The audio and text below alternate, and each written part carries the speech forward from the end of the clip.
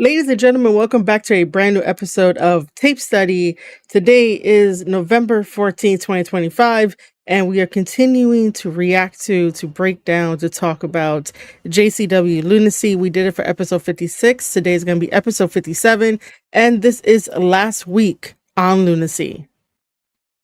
Has to be the brand new investor who is going to be investing in JCW. We'll find out who it is tonight.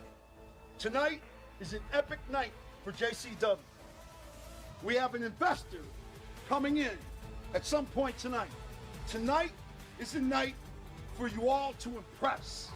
Tonight is a night for you, for us, for JCW to make a major impression on this new investor. Only one thing left to do.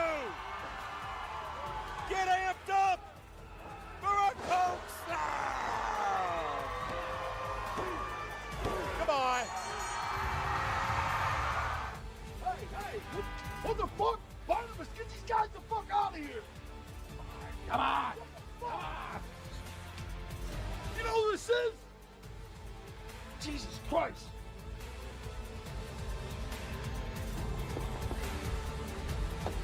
Get in, let's talk some business.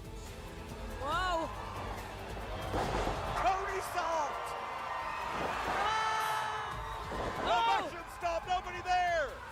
And Tony. Meteorite! Meteorite to the skull. Cross on fire, and Tony's still the champion. Here's your winner, and still JCW World Champion. This place is not like other wrestling companies. No, this is a great place, very famous. Got a lot of potential here, you know? That's why we invested money in. You know, I like your stuff. You got big crowds, you have good merch, you got everything going for you. You just need a little push. All right? I got you. Sounds good. Oh man, what a great day it is here. What the fuck are you doing? Hey! Hey! We can't have this shit here. We can't have this, you dumb motherfucker. Listen here. I just arrived. We've invested money in this, and you're doing this stupid shit. I want you to pack your shit and get out of here. You're trying to get me pinched. You're trying to get me locked up on the first day, you dumb bastard. Big Peter, wait a minute. You don't understand, brother. No, you don't understand. I want him gone. I want him out of here. You can't have this garbage here. And guess what? You're fired! And you, get the fuck out of my way! Move that shit, God damn it. I gotta get out of here. Can't even piss in peace. Big Vito's the guy? Cocaine's fired? What's the investor gonna do next?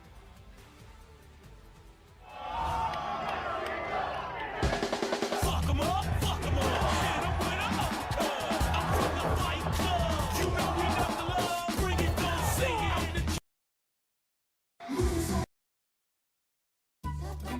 it. Okay, so I skipped ahead. Oh my god. With wireless One Connect.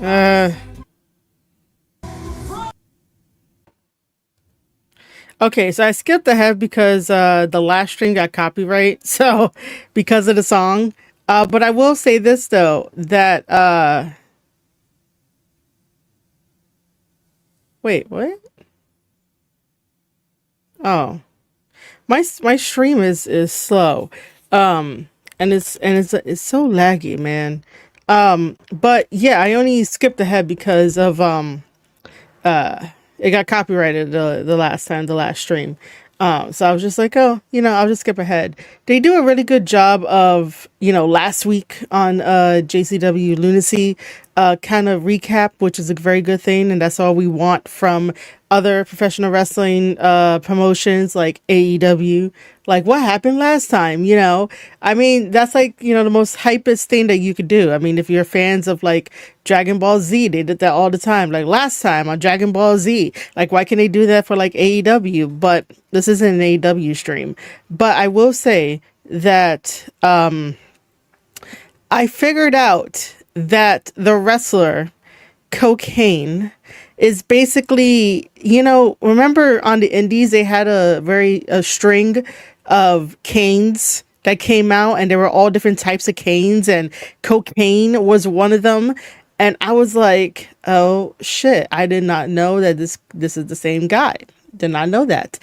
Because I thought that, my last stream would have gotten like, really messed up and the band hammer on it and, not really being able to show because of having to work cocaine in it. That's a drug. And we do not promote that at all. But it's just a wrestling persona and kayfabe. But, due to YouTube's terms of service and whatnot, you still have to be careful. And I was just like, oh my God, but I didn't realize it was Cocaine, the wrestler that was on the indies.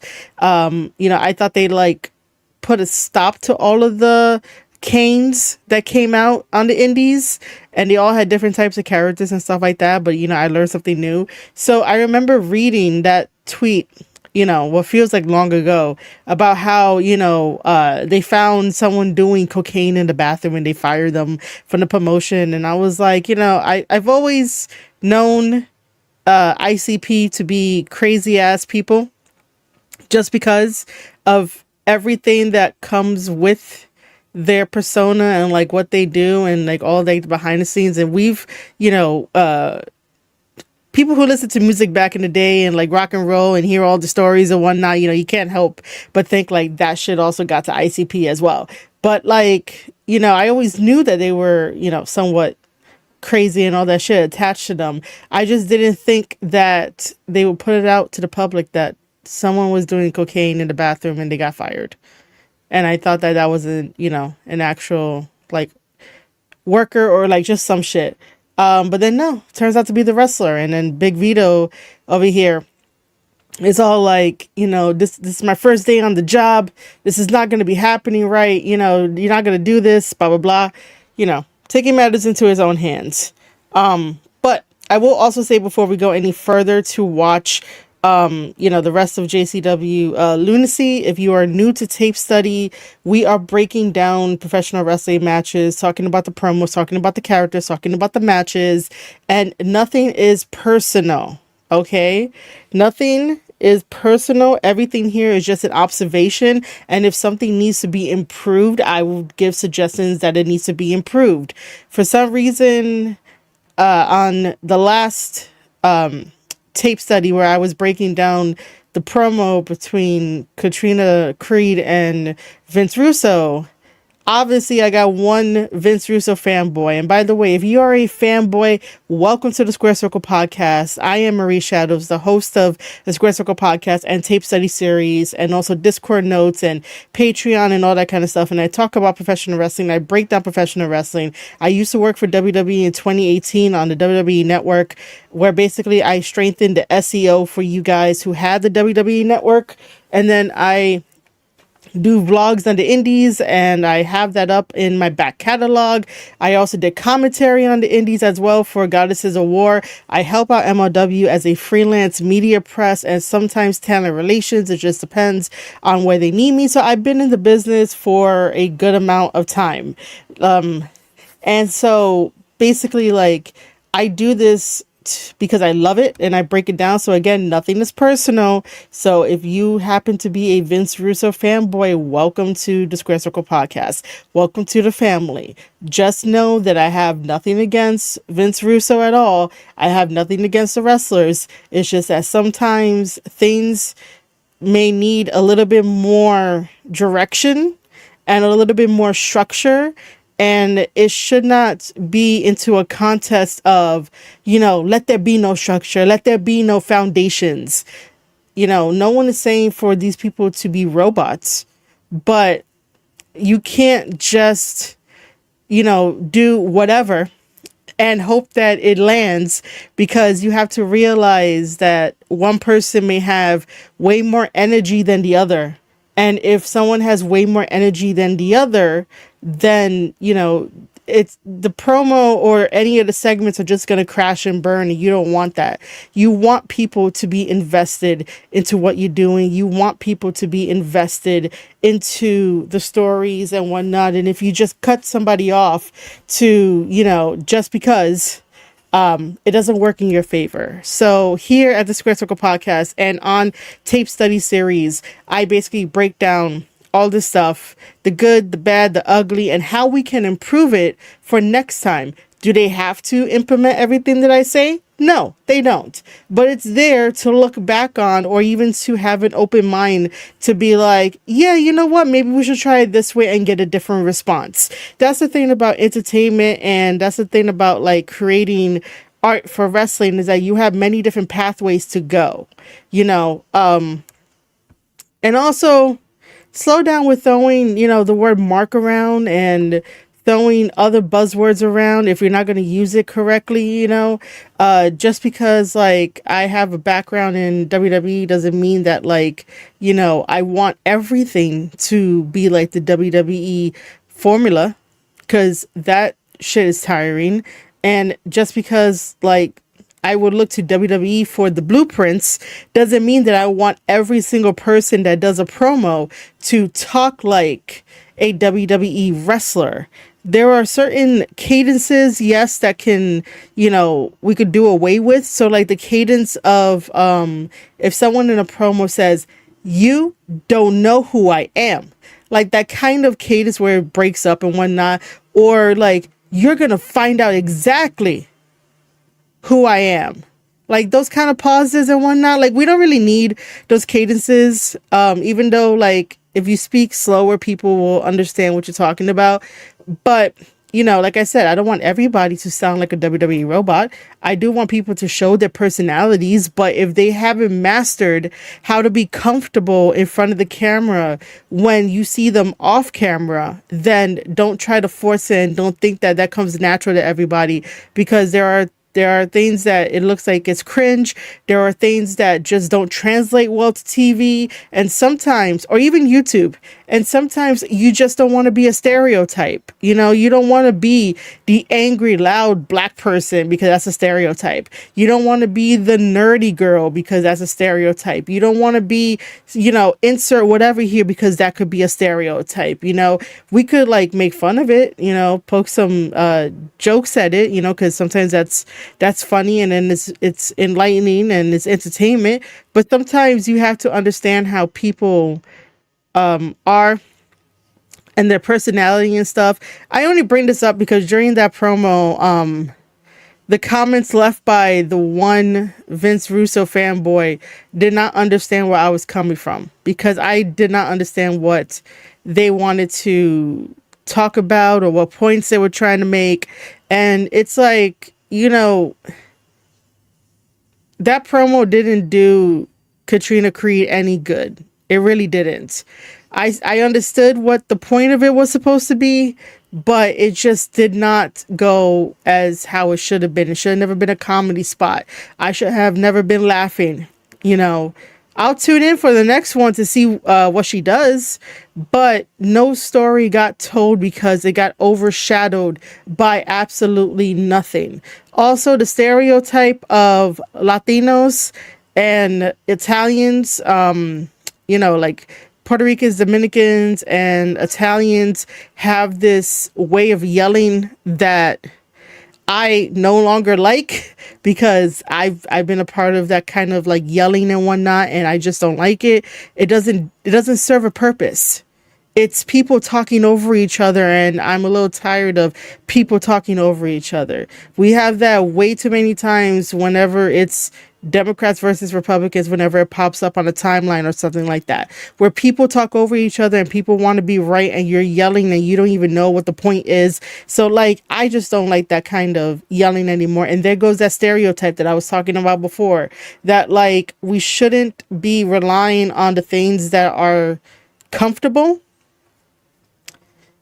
Because if we rely on the things that are comfortable, it's going to come out cringy, and it's going to come out as like, very stereotypical. Comfortability is good. Nostalgia is good. But always strive to be different. Always strive to be innovative in the world of professional wrestling. Don't fix what's not broken. But at the same time, go and try something new. But yeah, I might get into some of the comments that were left, because we got to break those down. So let's watch.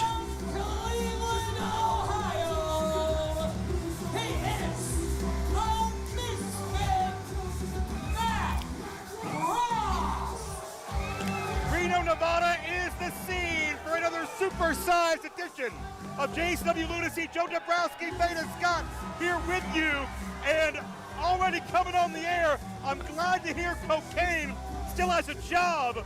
We thought he was fired a week ago, but Beta, tonight he's got to fight his own best friend. Yeah, it seems like a lot of jobs are at risk here. I'm a little confused by what's going on. We'll talk more about that, but Stephen Flo's essentially been forced into this match as well. From Tokyo, Japan, wrestling out of Houston, Texas. He is What? a former Pro Wrestling Noah Junior Heavyweight Champion and Hardcore Champion, Ninja fucking Mac! Oh. See, I can hear the ring announcer clearly now. I don't know. Last episode I really couldn't hear him. And then yeah, it's Ninja Mac. I was getting a little excited that it could have been somebody different. But like I said in the last live stream, I do not remember Ninja Mac being this chubby. Well, Ninja Mac has taken the world by storm from the global honored crown in Pro Wrestling Noah from coast to coast. Here as part of JCW, Ninja Mac is an athletic marvel and can do things that I didn't think were possible being done with the gravitational pull of planet Earth. Yeah, I mean, think about this. Violet J told us we all got to try to impress this investor. We got to try to impress Vito. And one thing I got to say is I'm not worried about Ninja Mac in that department. Same thing for Matt Storm. Although his attitude has changed over the years, he has consistently been one of the most amazing professional wrestlers on the planet.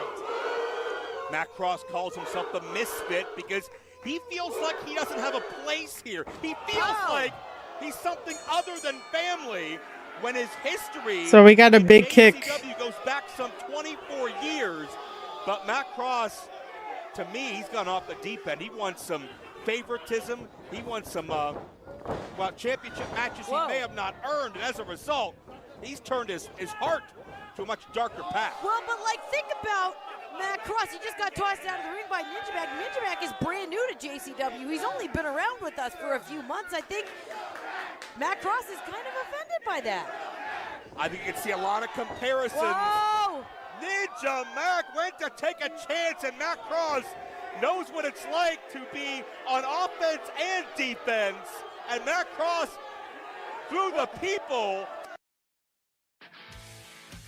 Granger knows that if you're a lineman in charge of keeping the lights on, you go to great lengths. This is by some of the booths. Ninja Mac blocking the railing and crashing down on Matt Cross. I mean, he just flew into the crowd. Well, you can run, but you cannot hide from Ninja Mac. What an incredible sense of just wait a minute. Oh, right that chop. That sense of wherewithal, that sense of balance that Ninja Mac can take a part of this building and turn it into an offensive weapon. And now it's almost like a fight club because they're surrounded by these Lunacy fans doing battle nowhere near the ring. Chop after chop. Ninja Mac maybe a hair quicker out of the two. Reverses. Oh no! Ninja Mac collided hard with that corner. Yeah, that was at the corner of the bar. Maybe one of these support railings for. I mean, they're using all parts of the venue here as weapons. They are. Like, Matt Cross is heading back towards the ring. That's what JCW is all about. There's no creative limits to what you can do in the ring or in a matchup as now they get closer to the ring. Matt Cross, do you think Matt Cross is looking at Ninja Mac and maybe seeing a past version of himself in the mirror? Think about the gymnastics background. Think about the athleticism. The reason they're falling in love with Ninja Mac is the same reason they've loved Matt Cross for so many years. Yeah, a lot of parallels there. Both internationally traveled. Both athletes who have really done things their own way. But right now it's Ninja Mac who's in control. Matt's been to 30-plus countries in his career. I can't think of anybody that's equaled that number But Ninja Mac maybe hot on his trail. Whoa! Got scooped up and dropped spine first. Ninja Mac bent in half. That's the power of Matt Cross. He's got a size advantage, and he's always kept a very muscular frame and has been deceptively powerful into the cover. Count of one. Of course, if you missed our last broadcast of Lunacy, we saw the unveiling of our brand new investor in JCW, Big Vito, and made his presence known right off the bat. Oh, yeah, you could say that, Joe Dombrowski. At first, it looked like he was going to fire Cocaine. Now it seems like he says he's a good guy. He's not going to fire Cocaine. Cocaine just has to fight his best friend, Stephen Flo. And Stephen Flo's been Look at that. with the beating on Cocaine, and there's going to be repercussions. Okay, as they talk about, the match coming up later on, which takes away from, this scene right here, it really does. But that's just, me just speaking on this, that the fans right now are giving Matt Cross the middle finger because most of these fans are fans of Ninja Mac. And obviously, Matt Cross is playing the heel. Matt Cross has always been good at playing the heel. And I do miss the days that Matt Cross was in MLW as well. But they should be talking about how the fans are reacting to Matt Cross by giving him the finger and what this could probably do to him, maybe on a psychological level.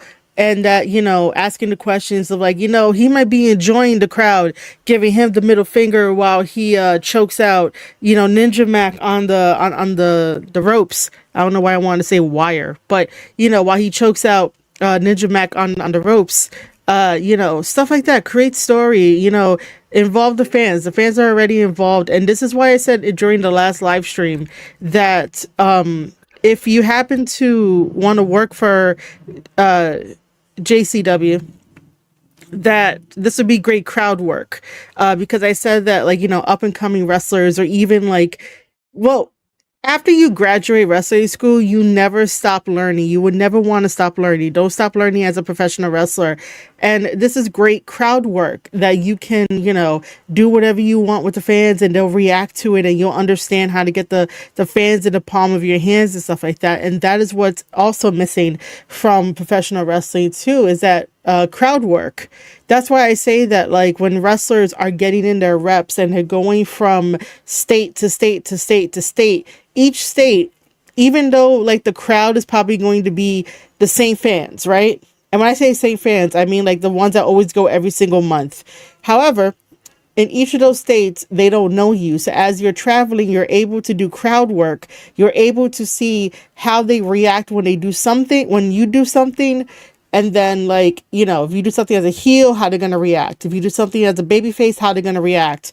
So, if JCW is on your stop, basically, this is a good place to learn crowd work and learn, what the crowd is like and getting people to have the middle finger at you, because that's one way of gauging of like, all right, cool. If I do this to the hometown boy, to the hometown hero, I'm goated. I have the fans in the palm of my hand. And this translates over to like bigger crowds, like the bigger crowds for like WWE, and how like really, the top wrestlers have the crowds in their hand, even though I do think that singing the theme songs way after the song has finished is annoying, but I get it. But yeah, go over to JCW, go over to any of the other promotions across the states and like learn how to work the crowd. When you learn how to work the crowd, you become so much better as a professional wrestler. Yeah, repercussions. Vito bullying around members of this roster. And what stuck with me is Stephen Flo looking at Violent J, who he looks up to as a mentor, as a hero, and as a boss, and saying, what have you done? And I think that struck a chord as well. That disappointment from somebody in a locker room that looks up to Violent J to do the right thing. Matt Cross into the cover, 2 count only. And Veda, I'm just having a hard time seeing why Cocaine versus Stephen Flo tonight is the right thing. I don't know. I mean, I can see both sides of things here. I don't want to have to fight you, though, Joe Dombrowski. If they put us in a match together, I'm sorry, but the beating will follow. I'm not going to lose my job over you. Trust me, I don't want to fight you either, okay? That's not something that I would wager my odds on a single bit, but Matt Cross has the odds in his favor. We're in a gambling state. Ninja Mac barely able to get back up to his feet. Could you bet on black? The black shards of Matt Cross. He did not connect in the corner as he reverses on Ninja Mac. Ninja Mac comes up quick, it's the pace. Now it's time to bet on Mac flying with that uppercut. Yeah. Man, how quickly Ninja Mac just...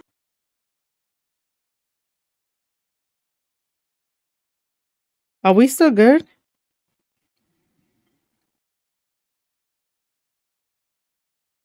Did my stream just cut off?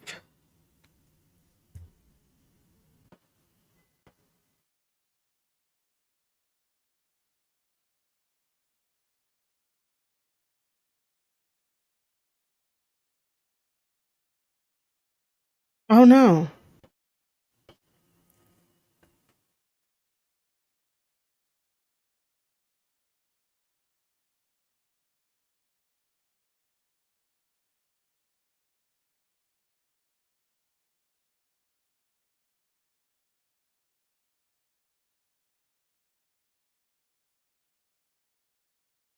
Okay, why did it do that? All right, we're going to keep going. I so need like a new laptop. I really do. I have a throne wish list, but I still need a new laptop right now in order to continue to do these tape studies. reverses the tides, reverses the pressure, reverses that momentum. And Whoa! Right into the cover! And a near fall from a standing position. Ninja Mac creates momentum, creates potential energy he can convert. He's a walking science experiment. Closer.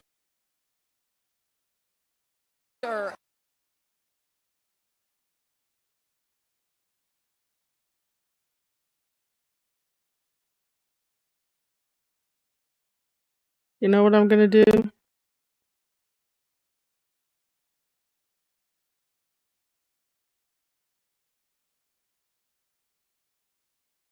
To make everything easier, because, you know, if you're not having trouble as a streamer, then I don't know, man.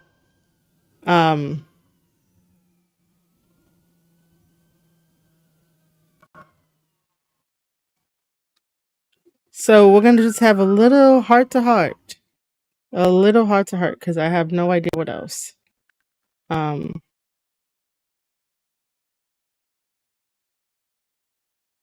I don't know if it's the OBS. It might be the OBS, but I can't change any settings right now because I'm live, and this is supposed to be a straight thing. For now, I should have waited. I should have waited.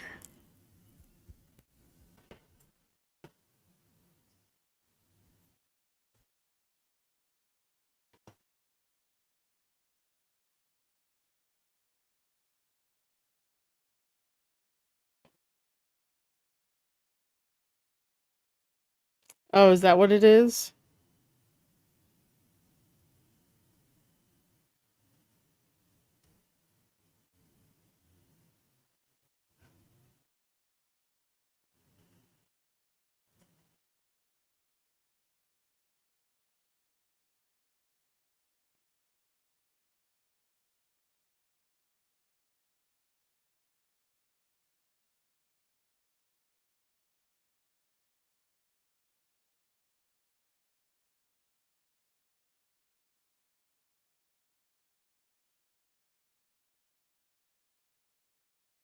Let me see if it keeps going.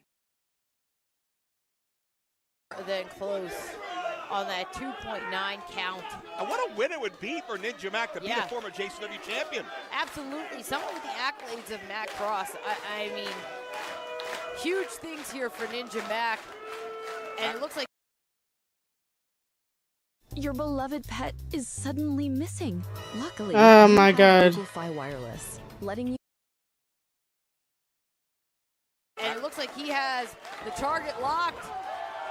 Matt Cross, I believe, the second longest tenured in-ring competitor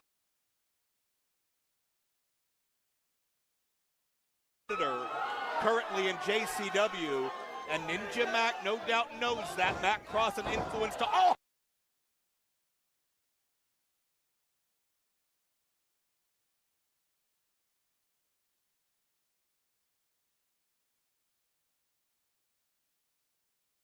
Okay.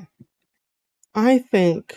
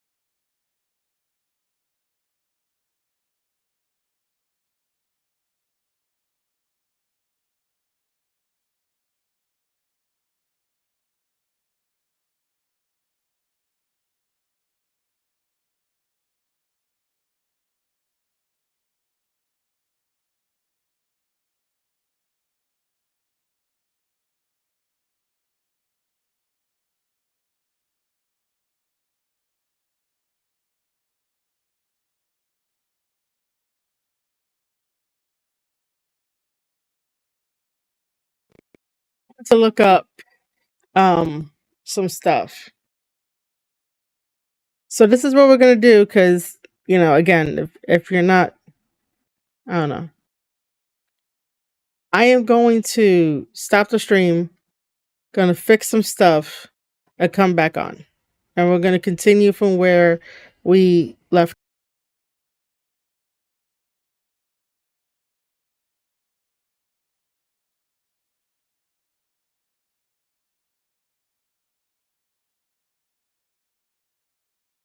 Testing,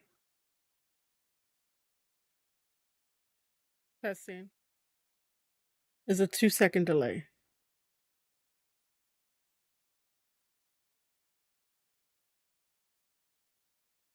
It is a 2-second delay. Okay, we are back. Um,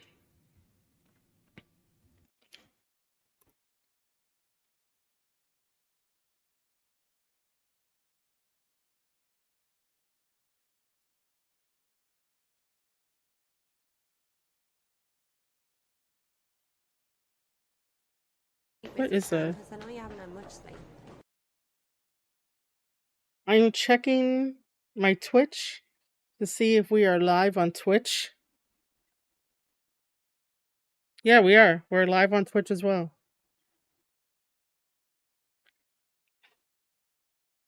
So Restream is saving the day. Restream is saving the day.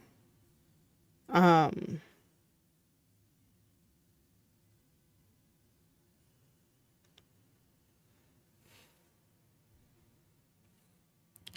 Restream is saving the day.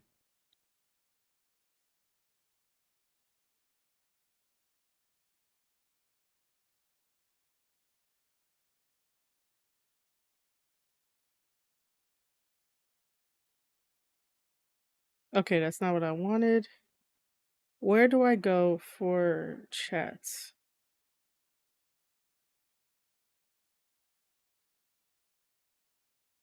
Okay, I don't like how this whole thing is like big and separated. Because I have no idea where it's what. We got chat settings. Oh.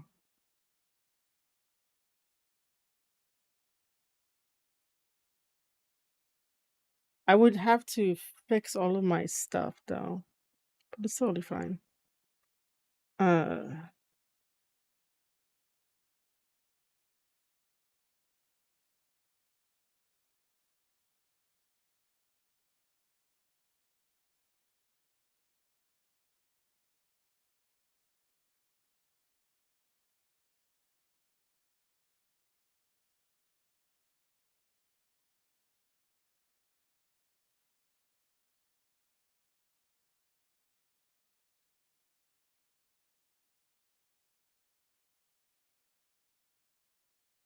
okay, so now that we're back, I am using Restream to be on both Twitch and also YouTube. So we're just gonna get right back into it. We are watching JCW Lunacy. This is part 2.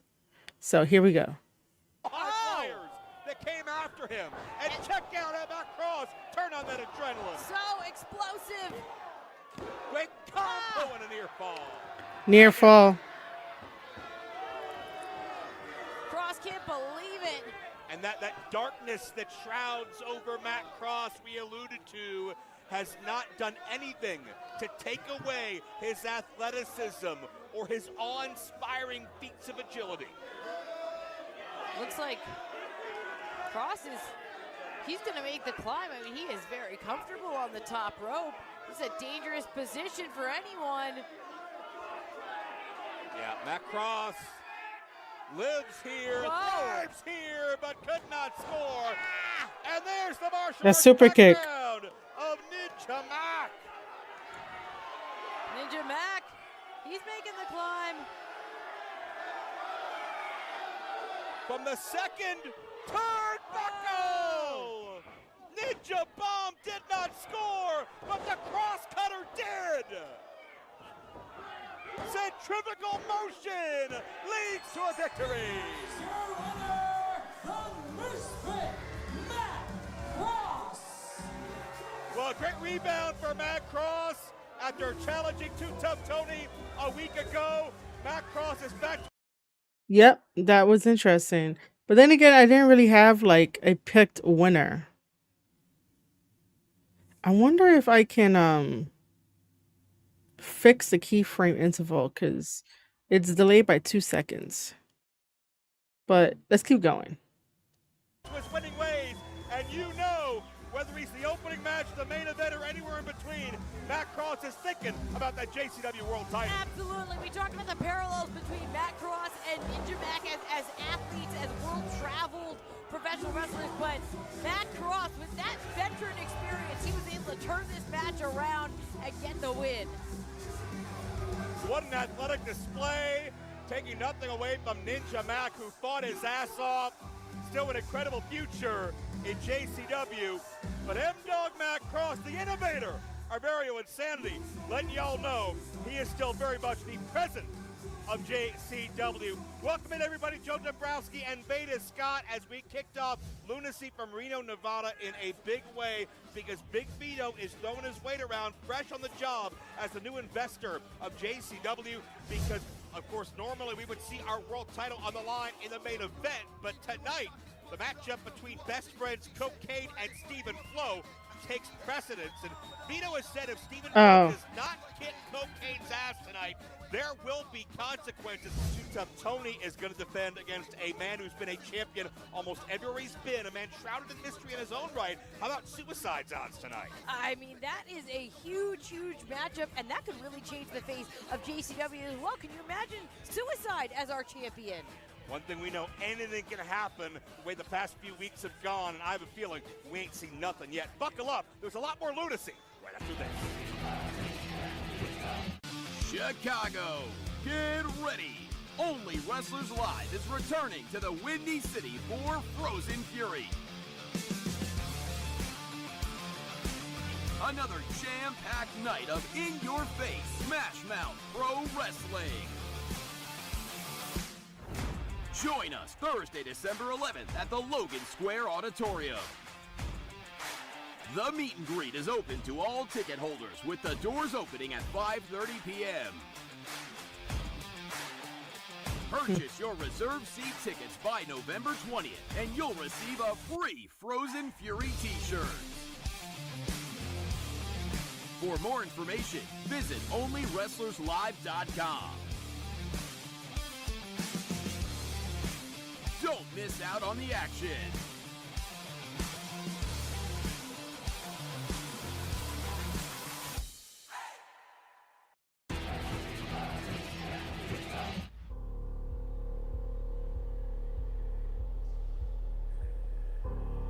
Boys, things are going to be very easy for us from here on out.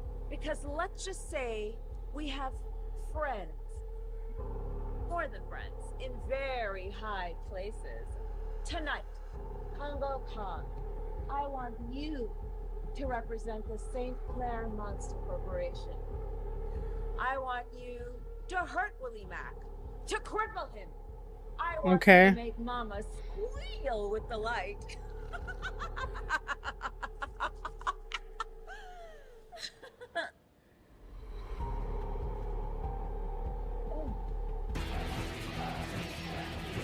The following contest is scheduled for one fall. Introducing first.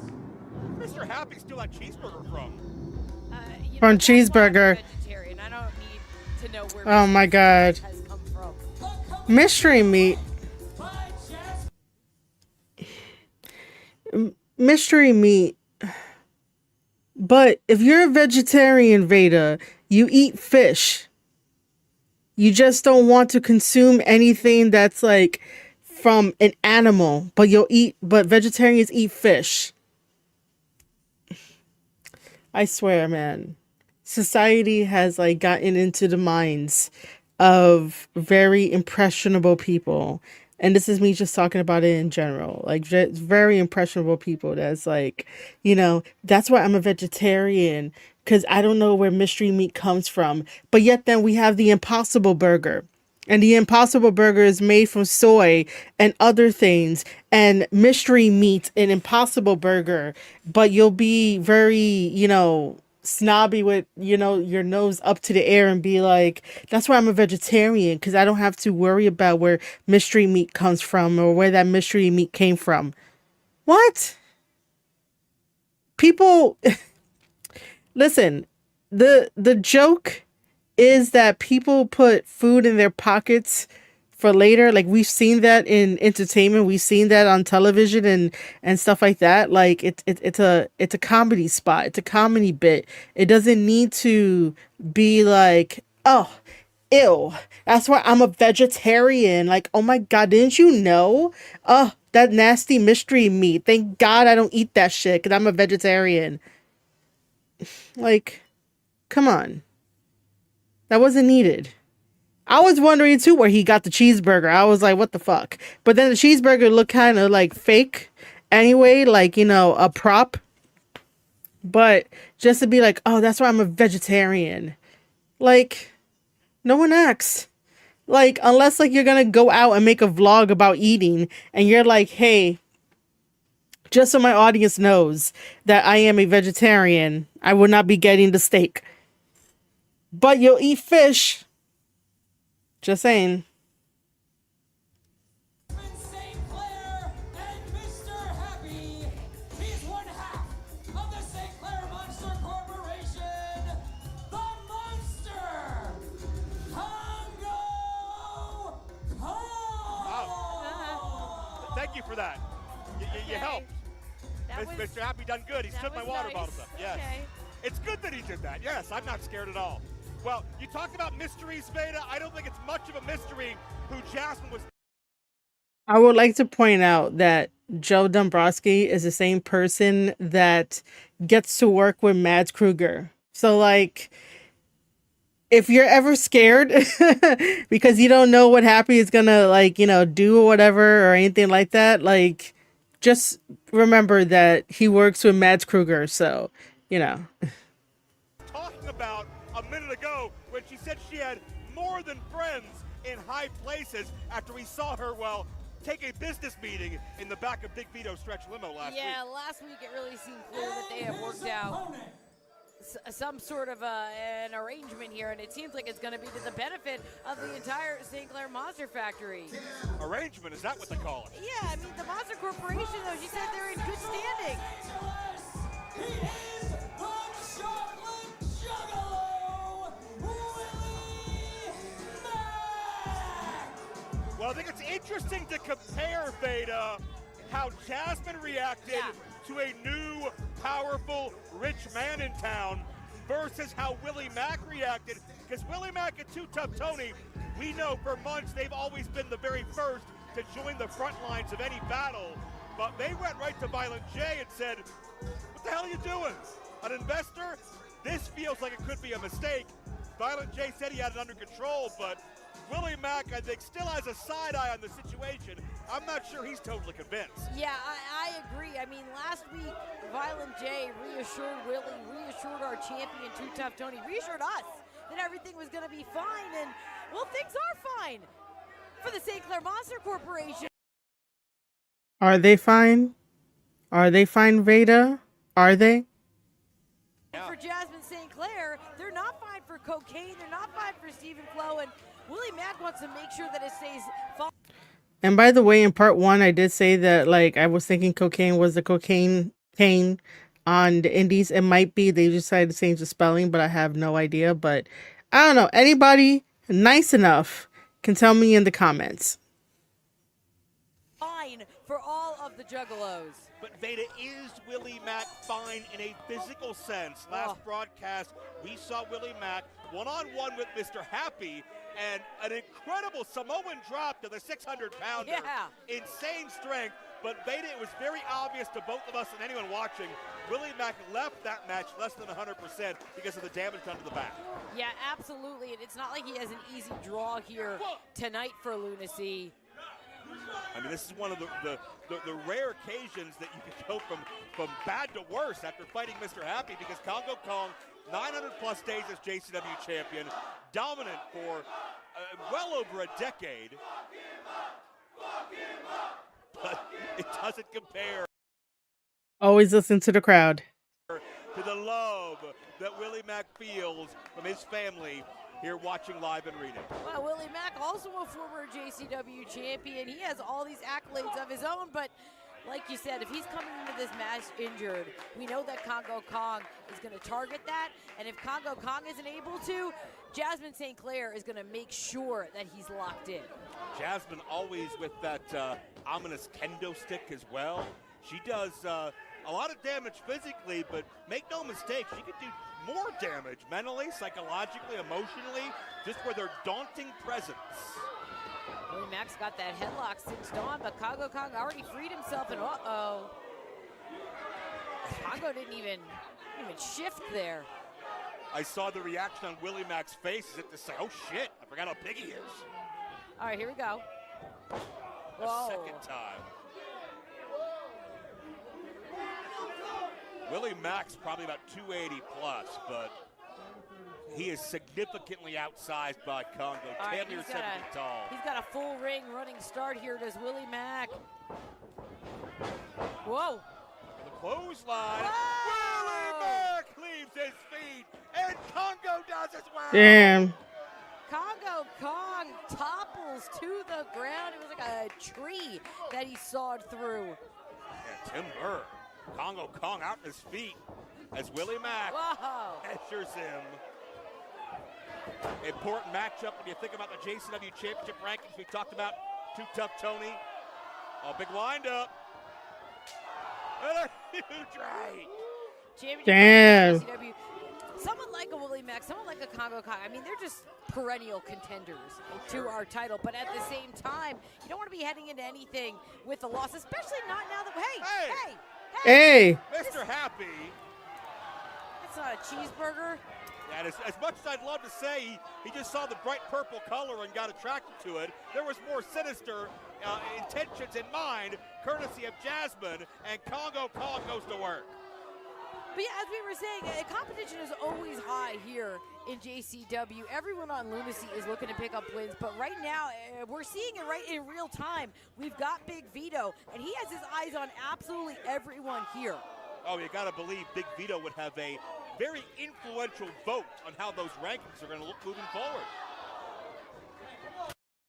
Working across teams is tough, but Asana helps you handle it. That's because Asana I hate is this. where humans and AI. And with Jasmine certainly Those walking chops, with man. Glide in her stride after feeling like she's come to a understanding with Big Vito. Who knows what that could mean for any of us, especially anyone who has to oppose the Monster Corporation in the ring like Willie Mack has. And you can see the reverberation, the whiplash from that corner. I think I saw the ring shift across the floor. There's not a lot of breathing room here at ringside. They are packed in Reno. See why it's the biggest little city, they call it, right? Yep, so, yeah. I guess so. Congo Kong, nothing little about him, though. He is stalking Willie Mack into the corner. Yeah, maybe the only thing little about him is his temper. Oh, massive combination of strikes. Congo Kong unloading. Whoa! And Beals 280 plus. And I get a little deja vu here because we were talking about it last week on Lunacy. How often do we see Willie Mack tossed around like that? Mr. Happy was able to do it. So is Congo Kong. These are truly unstoppable monsters. I will say this, though, that this match is better than Happy versus Willie Mack when we were watching episode 56. Yeah, and Mack, again, lands on that back that was severely compromised last week. And because of that, man, Mr. Happy. Whoa. There you see the fight in the Mac, the chocolate juggalo. Oh, it's ready to swing some hands. Whoa, he's got Congo Kong staggered. Kong into the corner. Those chops, man. Oh, that was a big boot. And Willie, Look at Willie's face. that head of steam didn't pay off. Congo saw it coming. And that seated splash could be the end. Oh, that's it. Oh, no. Anyone else, that would have been it. 100% a 3 count. But Willie Mack somehow able to kick out. Yeah, Mack able to survive. Oh, wow, what? Whoa. A modified version of that cannonball. And ceremonially draping the symbol of Kong. But Willie Mack's demise has been... Okay. You know, when commentators end up doing just the sound reaction of the, I don't want to make it sound kind of weird, but like, Veda got to stop doing that.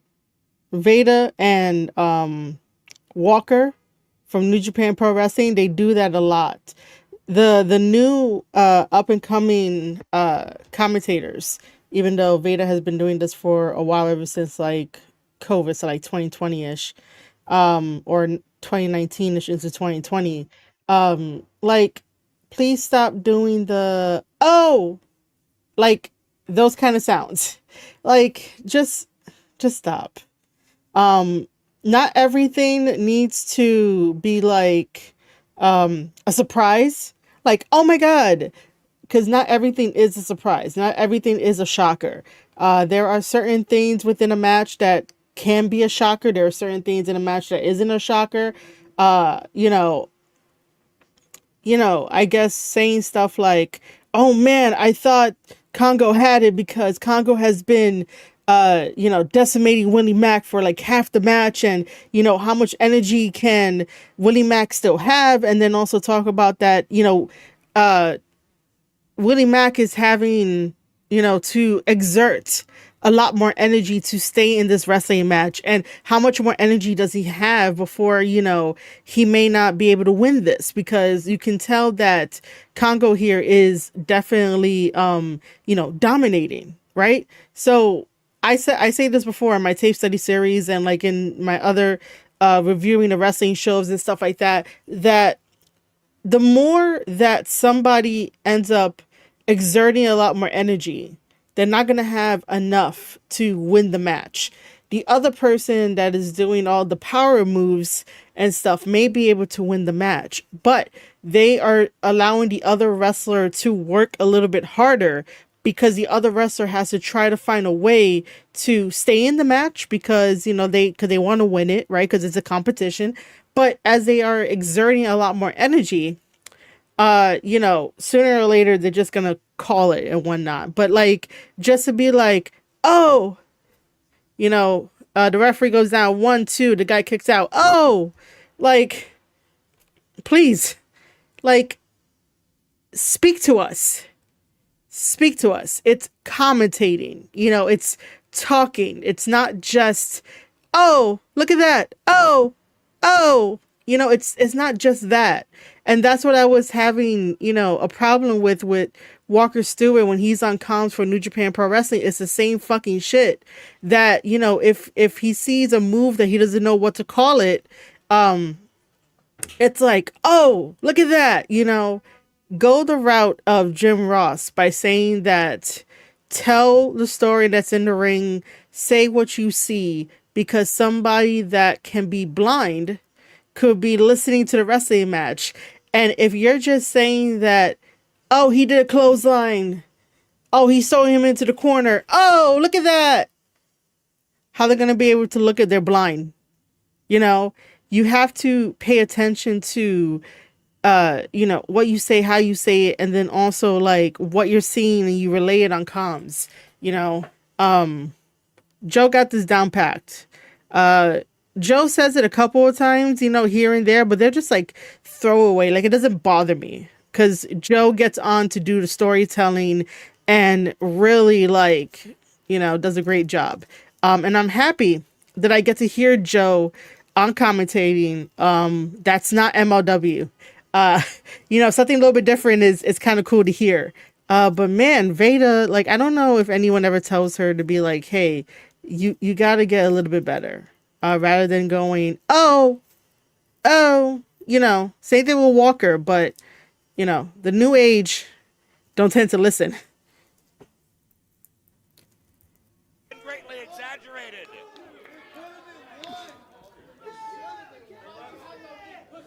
Jasmine, she's directing traffic here. Jasmine, it looks like she is ready. She's telling Kong to finish him right now. Handful of beard. Kong may take a chunk out of it with him. Oh. You see, she just did it again with the just because Willie Mack came in with a slap or just something to get him away, and whatnot with the the fuck. You could turn that into a story by saying that, Willie Mack created some distance with that slap, but you heard it, right? The A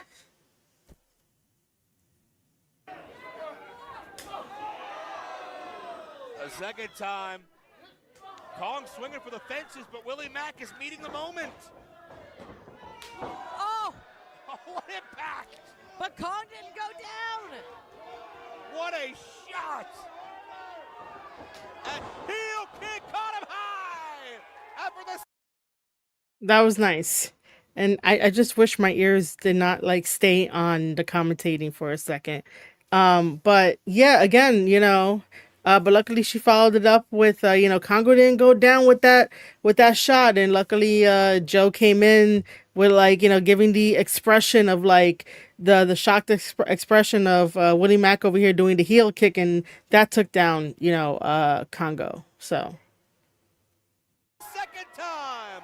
Finally able to topple Congo Kong, but now Willie Mack, look at, he's feeding off all the energy here in Reno, and he's going to capitalize. Your chances of getting Congo off his feet are few and far between. But now Willie Mack has a chance. We saw this a week ago. Can his back hold Congo Kong? Whoa! Oh. Shoulders down. Oh, man. That referee was the slowest count ever because it was like the referee was just waiting for it, man. Waiting for the kick out. That's funny. Never thought I'd say crucifix pin attempt by Congo Kong, but here we are. Everybody stepping it up. this new era. Oh shit. Wow. Kong literally hit the ceiling. The vent. Nice. Back for the Samoan. Again, she did the ah. I don't want to focus on commentary. I don't want to focus on commentary, but it's right there. I don't want to focus on commentary. I really don't. But you guys heard it again with the ah. My God. That moment deserved like an oh shit because he caught him. I thought that it was going to be very nasty landing of Willie catching him, but also throwing him over the rope. I thought it was going to be that, but no, it really wasn't. But seriously, I don't want to focus on commentary. I really don't. What balance, what power by Willie Mack to keep control. The building just shook. First with the impact of Congo Kong colliding with the ceiling, then the ring. And Jasmine, she's apoplectic. She doesn't know what to do here. Jasmine frantic, and what could happen next? Jasmine's Monster Corporation does not want to go down 0-2 against the Mac. And Willie trying to drag Kong within striking range. I'm not sure if he's going to move. Dead weight of that size. Uh-oh. Willie's still Hey, Happy. Mr. Happy. Mr. Happy. Oh. Oh, right on the shoulder. Discus headbutt. Willie's out. Willie's out. Kong dropped Mac. And that's 3. Yeah.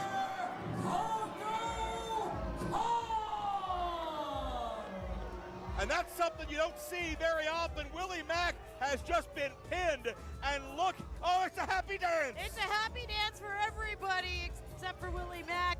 And, Joe, it looks like Jasmine's got all her monsters back in line. And if she's also got the influence of Big Vito on her side, I mean, it truly is a happy time for the St. Clair Monster Corporation, not so much for, well, literally anyone else. Yeah, it could be not just a happy dance, but dancing all over the fallen victims of the St. Clair Monster Corporation. Jasmine has positioned herself certainly in a position of power in the ring and behind the scenes. And with this kind of mass behind her, with Mr. Happy, with Congo Kong.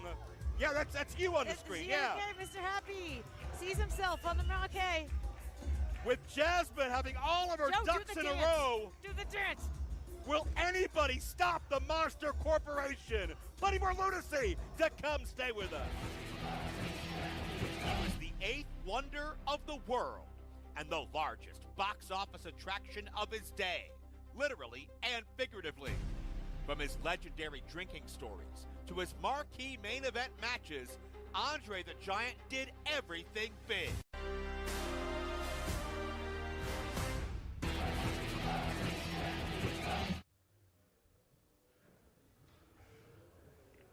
Oh my God. Look, man. Don't do drugs, kids. So tonight, let's just go out there and do what we do. And that's blow the motherfucking roof off the place.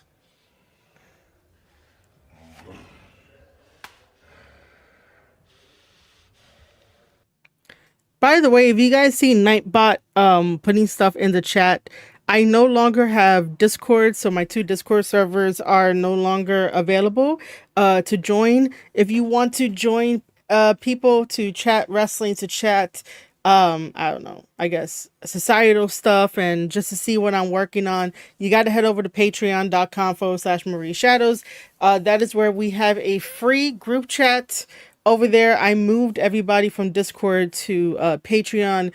The people that went over to my Patreon, thank you for going over. But yeah, let me just put that in chat.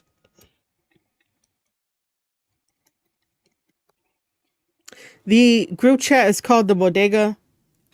Part of me is still trying to find like an identity, but the Patreon is a little bit of everything. You get a little bit of me. Shadows Den, like I said, is no longer available. So like the 2 Discord links don't work. the Patreon works. So head over to patreon.com/Marie Shadows. Now, again, they just showed this scene, but do not, I don't do drugs. It's just a wrestler named Cocaine. It's kayfabe. Don't do drugs.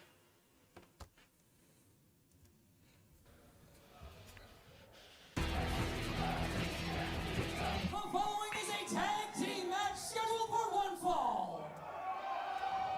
Introducing first. Well, Team Stephen Flo. The team of the Sultan of Scum, Buster the Legend, and the suplexing Red Mexican, CJ Dirt. What? Team Stephen Flo and Cocaine are still on the same page, showing solidarity. They know they have no choice but to fight. Sounds like they're going to leave it all in the ring, but will that be the mindset afterwards? With Big Vito's influence, I'm not sure if that's the goal. Yeah, we know that they have a lot of respect, a lot of love for each other.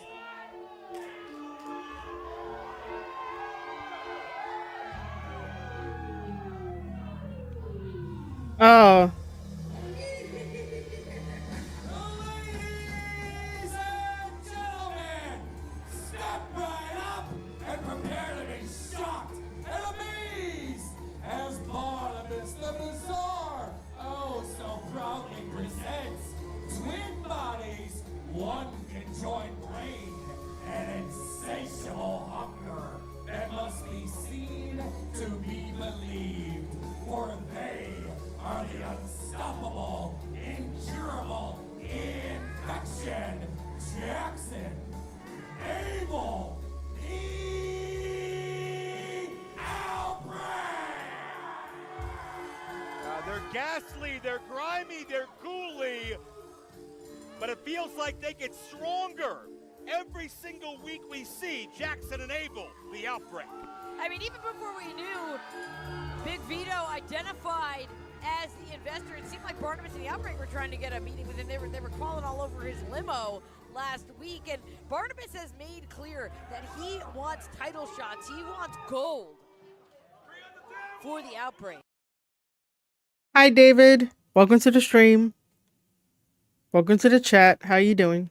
I think it's easier if you just call in advance rather than climb on the limo, but I don't know. Barnabas the Bizarre leading his monstrosities. And look at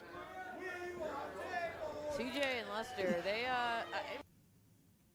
They want tables already. The show is good. I said it last time watching episode 56, and I'll say it for episode 57 that this is a good show, very entertaining. If you do not want to watch WWE or AEW for the time being, this could be the show that could be replacing it. It's really good. And I did say that the Outbreak are definitely the breakout group. The most creative group I've seen in a while, other than like, the Y6 and stuff like that. But, to have zombies wrestling in, wrestling, I don't know why we didn't think about it before. I mean, honestly, what is there to say? How else can you react to this scene before you? I mean, Luster the Legend is a very accomplished tag team competitor, formerly part of Reno Scum. They showed up in TNA Impact, top organizations. CJ Dirt is current tag team partner, but facing the unstoppable, incurable infection. Okay, I want to shout out Joe. Thank you for telling me all of that, because I was like, wait a minute. Reno Scum sounds familiar. Okay. Scum sounds familiar, and I was like, is it that? Okay, but props to Joe. Thank you, Joe. Known as the Outbreak from the catacombs of the Necronomicon. No matter where you have been and how many years of experience you have, I guarantee you've not been in the ring with anything like the Outbreak. And I mean, we're not sure how much experience the Outbreak have of being this way. Yeah, we're not really sure how long they were on which side of the mortal plane, let's say. CJ Whoa, Dirt. whoa. And there. And how do you respond to this? How do you fight this as Jackson just collapses? All right, this is smart. We'll feel it out. He's down. Oh, no, he's not down. He's biting. Go for the biting. Yeah, the only thing that might be more scary than one of the...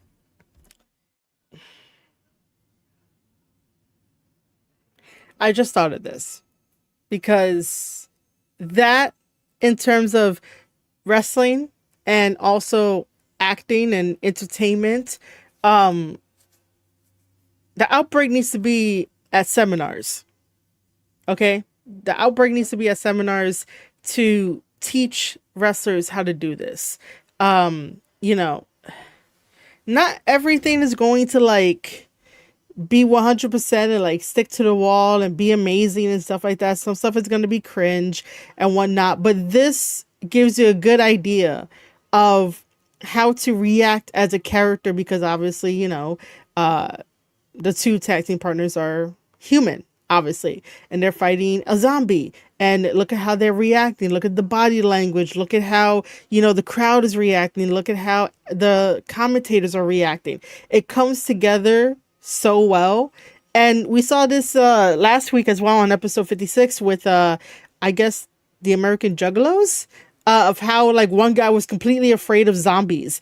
And then the other guy was like, you know what, I'll carry this match on my back, but that wasn't a very good idea.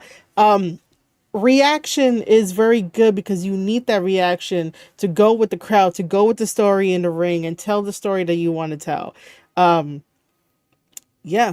Wrestling is missing that too. Sometimes you gotta slow it down.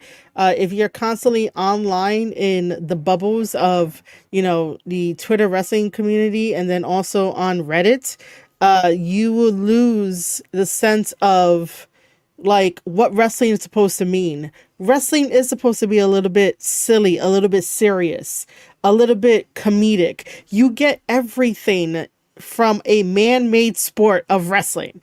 Professional wrestling as it is today, it is a spectacle. This right here of fighting zombies, if we're going to keep it in kayfabe, of fighting zombies is a spectacle, right? You know, you do that in the ring, you tell the story in the ring. But I really do believe that the Outbreak should be in more seminars to have people understand the power of having a manager, because I miss having a manager. Yes, I am in the business. I used to work for WWE in 2018. I worked on the WWE Network. So I strengthened the SEO for you guys for the WWE Network. And then I am on the indies. I have vlogs in my back catalog of the Square Circle podcast. I basically taped matches for wrestlers. I did commentary for Goddesses of War. I work with MLW as a media press person and also talent relations. Sometimes I have interviews with wrestlers. Yeah, I'm basically into business. And I love doing this for tape study and breaking this down and helping wrestlers and helping fans just appreciate the business a little bit more. Because I feel like, you know, I should be making wrestling better than it was yesterday. But this is the perfect opportunity for the Outbreak to teach people a little bit of this, a little bit of that. You know, I don't want to, again, bring in AEW, but when you have like so much baggage and you constantly attack fans and you constantly attack other wrestlers, and then you snarkily align with the snakes of the wrestling community, and meaning the dirt sheet people and stuff like that, but you want people to watch the stuff that you do, and you wonder why people say that the shit that AEW does is so cringe. But yet then I'm not having that same reaction to what we're seeing right now with Outbreak versus Reno Scum and CJ Derek or Dirt. You know, it's because I understand the purpose of what's happening in the ring. What happens in AEW, there is no purpose for when they do cringy ass shit like throwing Darby off of the stage into 2 tables that have fire on it, or the blood and guts match where that has no purpose. You know, that's why people react to AEW the way that they do, because it has no purpose. Versus like myself and probably other people who are watching me with the Outbreak versus these 2 guys. There's purpose. There's purpose to why what's happening in this ring with JCW Lunacy is a lot more enjoyable than whatever the fuck is happening over at AEW. That's just me. But again, the Outbreak is such a breakthrough team and an entity that I really do like, and I love seeing the interactions between the wrestlers and Outbreak. I really do. Okay, let's keep going. The Outbreak coming after you is Yes, Russo is with the company. I'm still waiting for Vince Russo to pop up. I don't know when the fuck he's gonna pop up, but I did go and review the promo that he did with Katrina Creed. That's in my back catalog on the Square Circle podcast. Only on YouTube at the moment, and also on patreon.com/Marie Shadows. But yeah, Russo's with the company. And I'm like, bro, where the fuck are you? Like, why have you not made an appearance ever since the promo that I reacted to? However, Big Vito is the investor to JCW. So, you know, I don't know. I'm just watching. I'm having fun watching this, and I'm having fun reacting to it. one of the Outbreak not moving, and you're scared to see what happens next. Ah! Luster the Legend is in. Also, I should have stopped Nightbot a long time ago, but I'm gonna do that later after the stream and stuff like that. Whatever links that pop up by Nightbot that's like, hey, join the discussion chat over here and whatnot. The only chat you can join is on patreon.com/Marie Shadows. That's the only one. Because that's where everything is now. I just want to put it out there again. He calls his style power slap. He says it's not pretty, but it's effective and certainly very aggressive. Well, dropping headbutt after headbutt, and there's I think a gelatinous goo that the Outbreak just sort of emit as they yes. Is that what that smell is? Yeah. Oh my God. Uh-oh. And Jackson elevates himself. Oh, in a most disturbing way. It's like he doesn't have bones. It's like he doesn't feel pain. And one shot sends Dirt to the outside. A shot that may have come all the way from the depths of hell. Here's a tag. We got Abel in the ring. Well, actually, right now we've got both Outbreak in the ring. Oh, and they're feeling pretty hungry. Oh! And Luster had no choice but to that was nice. Team partner put himself in the line of fire. And now Luster going corner to corner. Yeah, and fighting his best. Both of them. Good job, man. Down that which death couldn't even do. CJ Dirt getting back up to his feet here. The man known for the Mississippi Hey. CJ Dirt. The Red Mexican. And he just tagged back into the ring. Maybe he's feeling a little bit better about his chances now that they have the Outbreak down. Uh-oh. Oh, they're on their feet. All right, from behind. It's like they don't feel pain. Double nice. bulldog. Driving those rotting faces into the canvas. And CJ Dirt's got an opening. This could be an upset. Oh, no. Oh, from no. behind.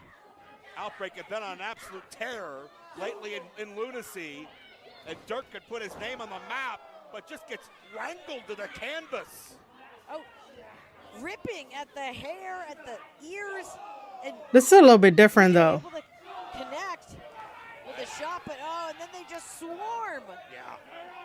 Just swarming him with their teeth, with their nails. They're looking to take pieces of CJ Dirt back with them to wherever they came from. And then the double team. And you might as well send CJ Dirt 6 feet under with that. No, not yet. Not yet. Out of nowhere, Luster the Legend makes the save. No doubt this match was over if not for Luster, who now once again finds himself just surrounded by the enemy. And even though there's two twins, it feels like there's 8 or 10 of them when they truly get in the zone. Double team coming. Looking heart attack. Whoa. The heart attack connects. I don't think that's something that in the literal sense would affect the outbreak, but in the metaphorical sense, we nearly saw an upset. I thought we saw this new team pull out a big-time victory. All right, and look at CJ Dirt. I think he's got an idea here. Barnabas the Bizarre leading his auditorium on in these chants. Barnabas controls their one conjoined mind and strategizes their battles. Well, they just took down the big man. Yeah. That's one down, and there's one more standing. Uh-oh. Here we go. Or just run. Take your pick now. Ow! And there's the double death missed. CJ's paralyzed in fear, and this match is over.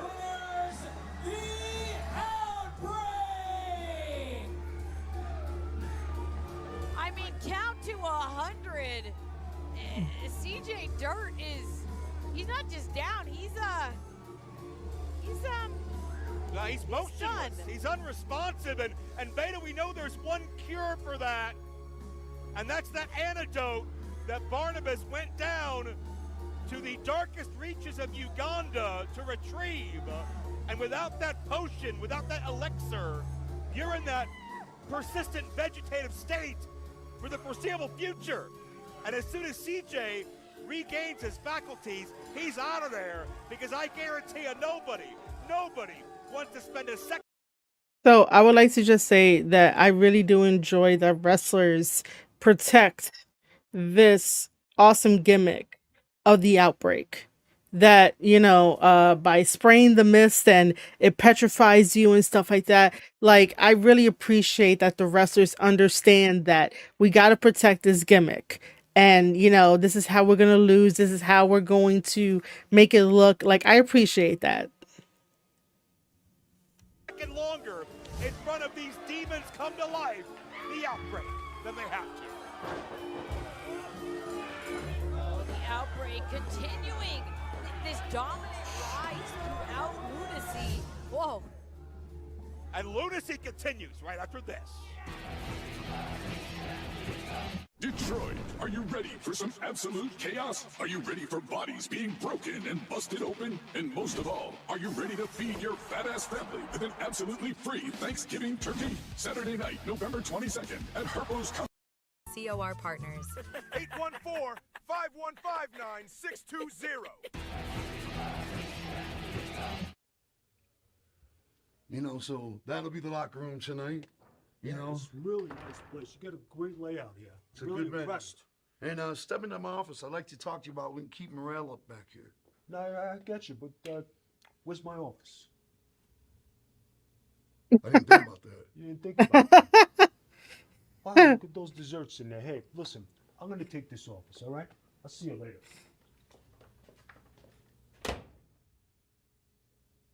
That's fucked up. The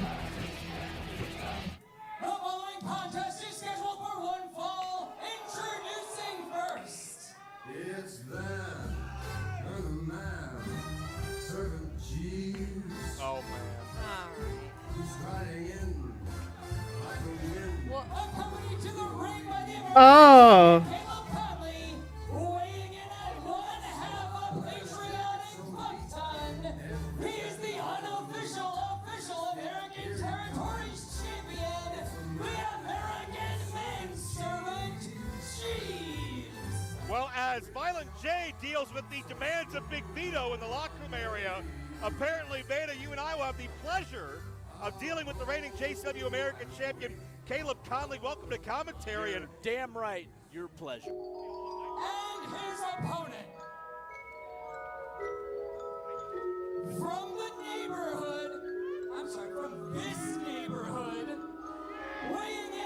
143 pounds for over 30 years. What? He wants to be your neighbor, Mr. Mike Rogers. Hey, howdy, neighbor. Guys. Guys. Guys. First of all, that suit is way too oversized for you, buddy. And I don't know, man. That's just creepy vibes, even though I know it's supposed to be like a Mr. Rogers of like, your neighbor. Like, I get it, but So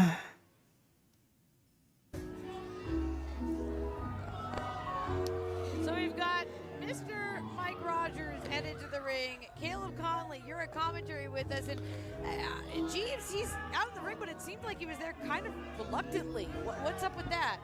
Yeah, I don't know if you saw last week, Veda, but this piece of crap let me down every step of the way. And this whole week we've been training. I've been telling him if he fucks up one more time, he's gonna be unemployed. That's what he's gonna be. You're this flustered about this. I mean, you really feel like he let you down last week. Listen, I don't care. All due respect, I don't think your tone really fits the Mr. Mike Rogers motif. He's got to change his shoes. He puts on his sweater. This is like a calming point. It's how he starts his day every day. What is even going on here? Is this professional wrestling? Oh my God. Yeah, that's an important thing. Hopefully this is a calming environment for Jeeves, who I gotta say, last. can somebody in chat or leave it down in the comments on the VOD or something like that? Is this Mr. Michael Rogers, whatever his name is, that's supposed to be a spoof of Mr. Rogers? Is this his first time in JCW? Because man, the crowd is like, yay! Like he's over. Like I don't know what I'm watching. We went for, I don't know. This week, I don't want to be on the same wavelength as Jeeves, but I gotta say, I kind of was understanding why he was a little fearful of the outbreak. You're not afraid of him, Caleb? Oh yeah. I'm not afraid of any man, dead or alive. Well, I see, and they may be a little bit of both. But, I mean, Jeeves is such a loyal servant to you. He has done everything you've asked above and beyond. He massages your glutes and oils your back and all that type of thing. He's not allowed one pass? No. Okay. No. He's not allowed for one pass. Nothing but perfection. All the time. Fuck up one more time, you're gone, Jeeves. Well, hold on. Mr. Mike Rogers is welcoming Jeeves to the neighborhood. Yes. Mosh Pit Mike, the man of 1,000 gimmicks, of course. Every single week, a new identity here on JCW Lunacy. But even I never imagined. Oh, okay. Thank you, Joe, again for explaining that. Thank you. Okay. We'd see him singing about it being a beautiful day in the neighborhood. A violent day, sure, but it'd be hard-pressed to find a typical day here on JCW Lunacy that can ever be described as beautiful. What are you doing, man? Get here! He's got to tie the other shoe now around the rabbit Oh, ear. no! Oh, no! Well, what an idiot. An attempt was made. This is not going well for Jeeves. If Jeeves thinks he's going to win that way, I think he's visited the neighborhood of make-believe. What the hell is going on? What is he doing?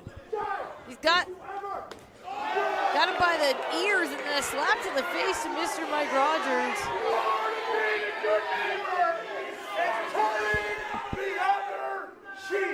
Turn the other cheek. That's a good lesson for all the kids out Oh my God. Oh no! Oh my God. That cheek was fully exposed.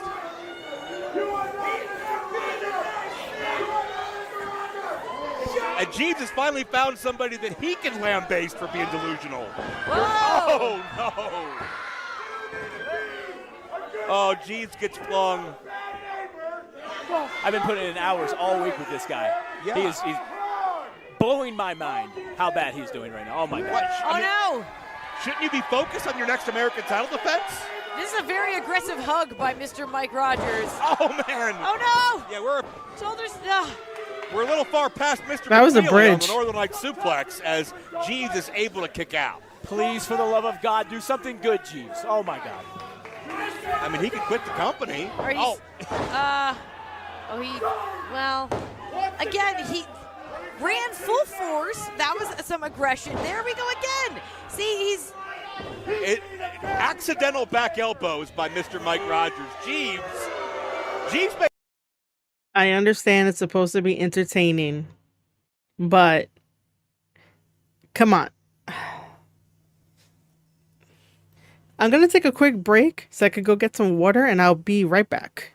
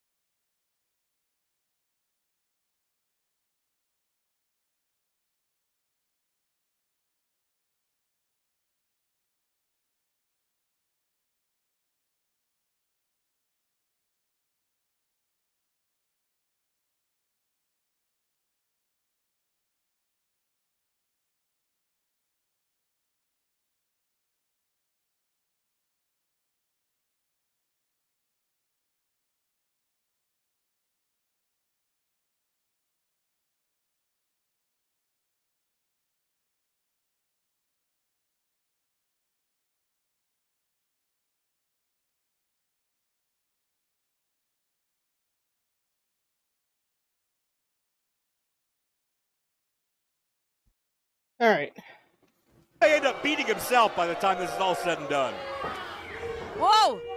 Scooped up and dropped down. Will that be all? Oh my God! If he doesn't beat himself, I'm gonna beat the shit out of him. You're gonna beat the shit out of him. Probably won't be the first time. Jeeves crawling into the corner. Mr. Mike Rogers teaching the official how to count. You do not do this. Did he say count to 37? Do not. There we go. There we go. It's about damn time he did something right. We worked on that. We worked on that. We worked on this. Did you teach him the hip toss? Of course. Okay. He's never going to be as good at me, but he learned how to do it a little bit. Okay. He didn't learn how to do an Irish whip, though.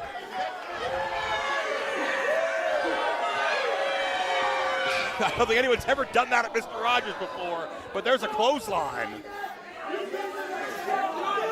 Jeeves. Oh! Nice. First.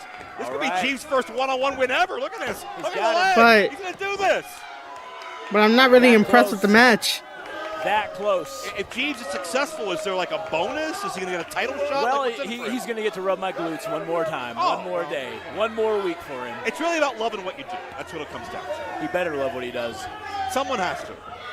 And Jeeves now as Mike Rogers in a side headlock, and that's not going to go very well. Too much size from Rogers. Oh, no, with the tie. Yes. When in doubt, grab the tie. Taking that off. Should have got more, made yourself more at home. Yeah, Kale Conley's on his feet. Applause for Jeeves, who now has handfuls of hair. See, this is what I'm talking about. This is what he should have been doing the whole damn time. And hair and tie choking Mr. Mike Rogers. He deserves it. He deserves it.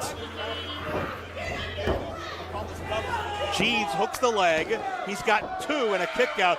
Caleb, has Jeeves done one wrestling move this whole match? He did that clothesline in the corner. Okay. He did the clothesline in the corner. So we got one. And obviously this referee has lost his damn mind. That was the slowest 3 count in the history of Lunacy. Well, he's still learning. Mike tried to teach him the 37, but he didn't get there yet. He's got him by the tongue. Oh, it's his tie. Oh, no. Oh, my Boot God. through the face. Boot to the face. Oh, no. And Mr. Mike Rogers' era as a pacifist may have come to an end. Please, oh, my God. All right, he's fixed his stand tie. up. He's got to channel the strength of Daniel Striped Tiger or something. No, no, no. This isn't good. Oh, no. Ah. Oh, Jeeves. A power slam. For 2. Oh, my God. You know what? I think I've seen enough here. I've seen enough. I've seen enough. And then Caleb's left. And look at Caleb. Oh, no. Into the ring. And that's the America title. And that's the real one. And Mike just got blasted, and all the fun and games are over. Oh, Caleb's no. so insecure about looking bad, he's not even in the damn match. Oh, no. And Caleb's so insecure. Is it gonna? What is it gonna be? Mr. Mike Rogers is So- down. Wait a second. Look. Oh. Look. Oh, jeez, was too slow to the draw, and he got pinned. Mr. Mike Rogers! It's morning again in the neighborhood. Mike Rogers Oh, won God. it. Well, that is an unfortunate development for our I guess. champion, Caleb Conley, who just stormed out of the arena. Oh, Perhaps he's headed to the land of make-believe. I didn't see the trolley, but he can go talk to King Friday the 13th because he's had some bad luck. Has Caleb Conley, and Jeeves has completely suffered. I guess. This guy's in a bad way, and it's going to get worse when Caleb gets him in the locker room. We'll be right back with more Lunacy. Hold on. Juggalos and juggalettes, JCW's own Zach Amico has not just one, but two podcasts for you to check out. Every Monday, Wednesday, and Friday, it's Zach Amico's Morning Zoo. Zach and his friends sit down and go over the weirdest and wildest stories of the week, react to the web's wackiest viral videos, and talk a ton of shit about celebs. And every Friday night, it's Zach Amico's Midnight Spook Show, where he's joined by all of your favorite comedians to watch the best and worst movies in the world of horror. It's a filthy mystery science theater with some of the funniest shit alive. Have you guys ever been so high that you're with someone and their face kind of looks like one of these? Not freaks. They identify as zombie. Whoa. See, even I knew that. I knew they identify as zombies. Do they eat people? Well, I won't say if they do or if they don't. Unlike any other competitors in JCW, the Outbreak and yours truly just want to see advancement from the new bigwig of company politics. Well, you know what? How about getting out of my face, huh?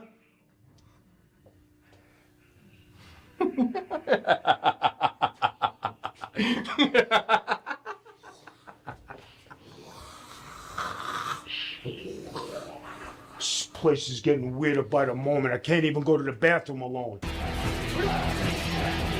There you see the challenger. Suicide It's has held Suicide. titles all over the world. But will he be the next JCW World Champion? and here is the Does anybody know who plays Suicide now? If you do, let me know.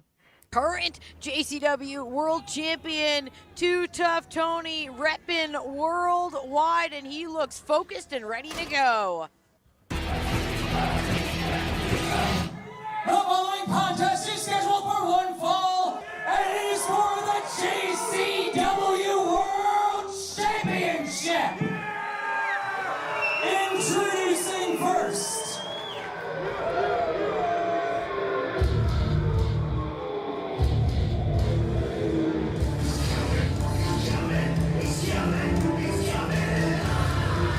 From parts unknown, he is the Dark Savior, Suicide! Suicide lives a life of mystery and intrigue, and the Dark Savior has been a fixture of Juggalo Championship Wrestling for many, many months now, but has yet to find his permanent footing on top of the card. That issue will be solved with one victory here tonight. And his opponent.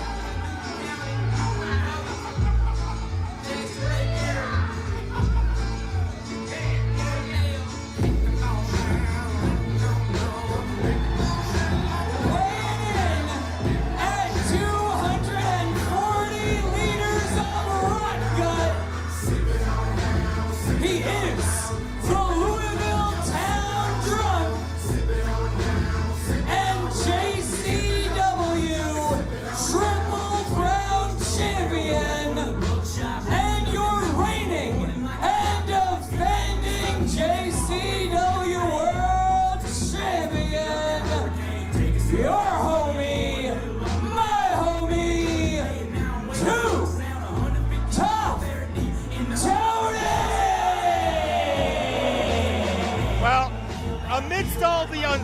Monday going on in JCW. There's a few things you can count on, and from the serenity of Too Tough Tony's pre-match smoke to warm up in his own way, to the way Too Tough Tony embraces and bonds with all of his family ringside with a mouthful of Bacardi. Too Tough Tony is the constant that has kept JCW on the tracks for many years.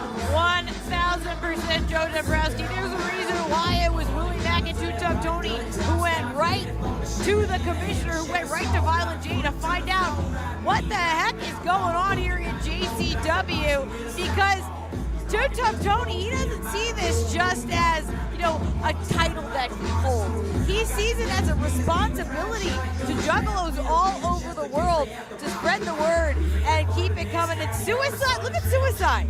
He's got his sights locked on Tony. Suicide has everything to gain from this match. Laser focus on Too Tough Tony, and Tony, maybe his preparation wouldn't work for anybody else, but with Tony, we wouldn't have it any other way. Out there amongst the people before he gets in the ring for a fight.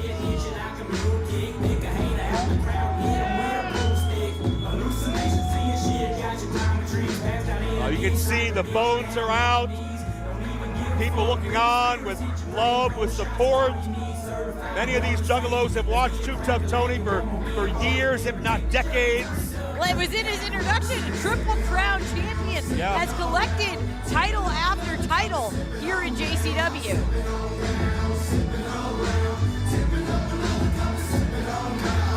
Six times he's been on top of the JCW world, and shows no signs of slowing down anytime soon.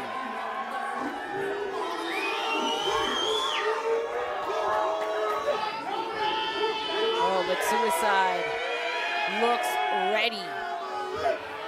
Gotta respect that open door, open contract way of looking at things from Too Tough Tony, because he has not turned down a challenge. He's not objected to a challenger. He's had no issues defending week in and week out whomever Violent J puts him up against. And I guess now, potentially Big Vito as well. But Veda, as we get ready for this JCW title match, obviously Violent J's had his hands full, not even just with our talent roster, but just with showing Big Vito around and giving him the lay of the land for how Lunacy operates. Yeah, and giving up his office, apparently.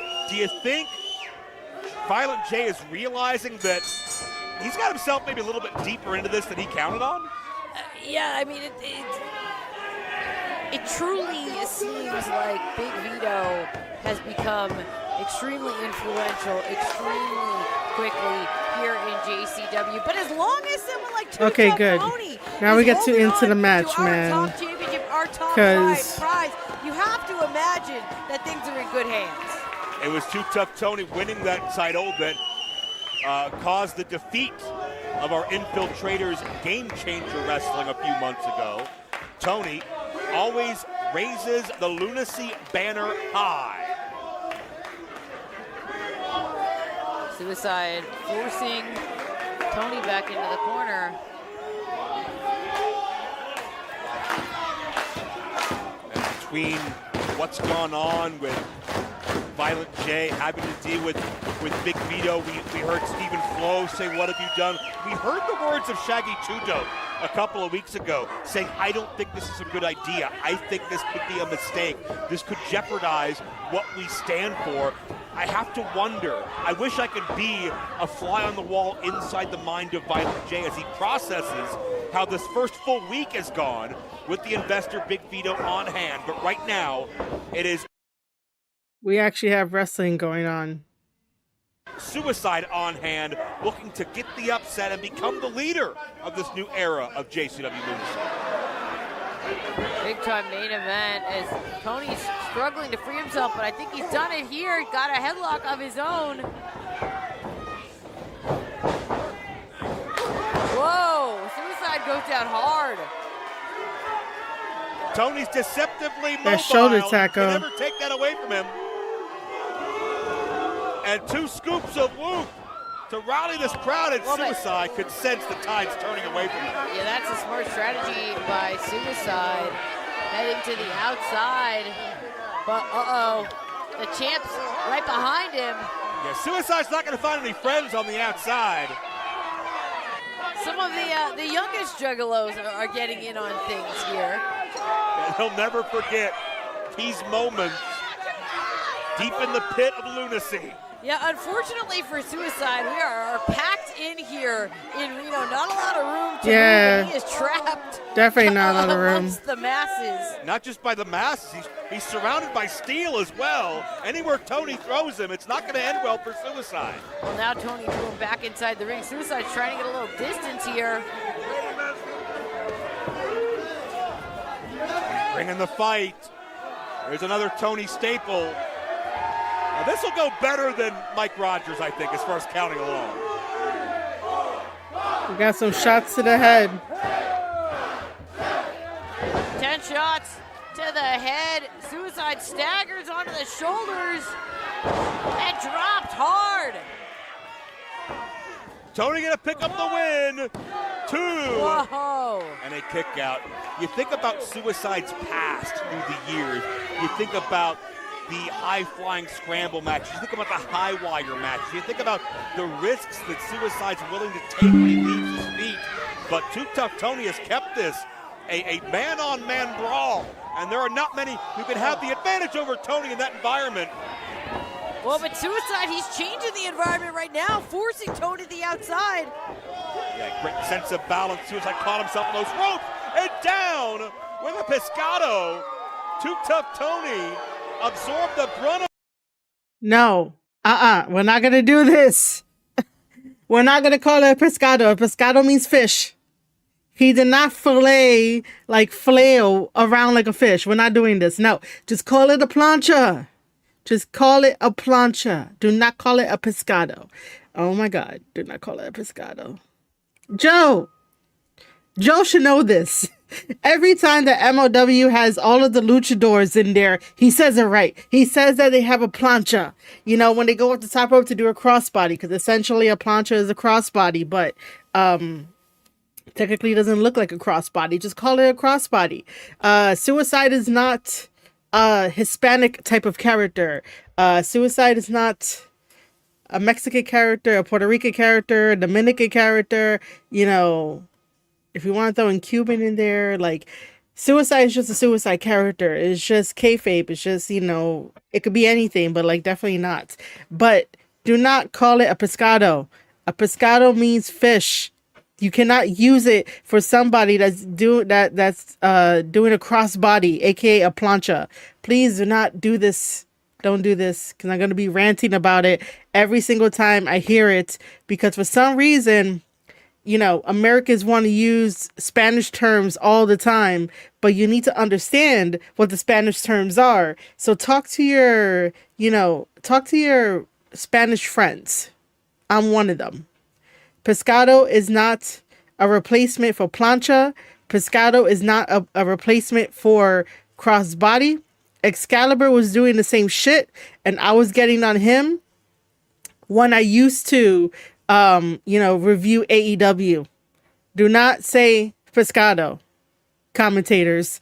Thank you. A bit, and Suicide comes alive. And now Tony tossed back inside the ring. The champ is in trouble. Suicide can feel that pendulum swing as he springs in with that flipping senton, hooks the leg, and Tony kicks out. Suicide. Yeah, he seems more determined than ever here. Got Tony shut down. Imagine being in a match like this, realizing your career, your life changes if you win this title, and to be a half a second away from that being a reality. That's where Suicide is right now. His next move will be vital. Oh, sliding kick through the chest. And there's a cover. Oh. I mean, Joe, we keep on saying it is clear that we are in a new era. Again, the like Era here in Lunacy, and we might be about to have a new champ on the top of the mountain. Suicide. I mean, the questions are just running through my mind. How does Big Vito feel about Suicide? Feel about Tony? Feel about every name up and down this roster? And how will his money influence what happens to them next? What happens to Lunacy next? We've already seen big moves so far. Have they been for the better or the worse? That's not really doing anything. But Beta, I know you and I have our own opinions. And now Tony. Oh, he's feeding off all the energy here in Reno. He's mounting a big comeback, and Suicide shuts it down. A reverse head scissors. You can see Suicide just he got into a 5 down. But what he's doing is using the strength of his legs to wrench back on the neck of Tony and put him in a very uncomfortable position. It would be a submission move if it wasn't in the ropes. And right now, Tony somehow is still fighting, and now he's making the climb. Well, this is Oh my God. dangerous territory here. Those kids, man, they sound like kids. Crowd is chanting for Tony. They can sense Oh. the technical of the superplex.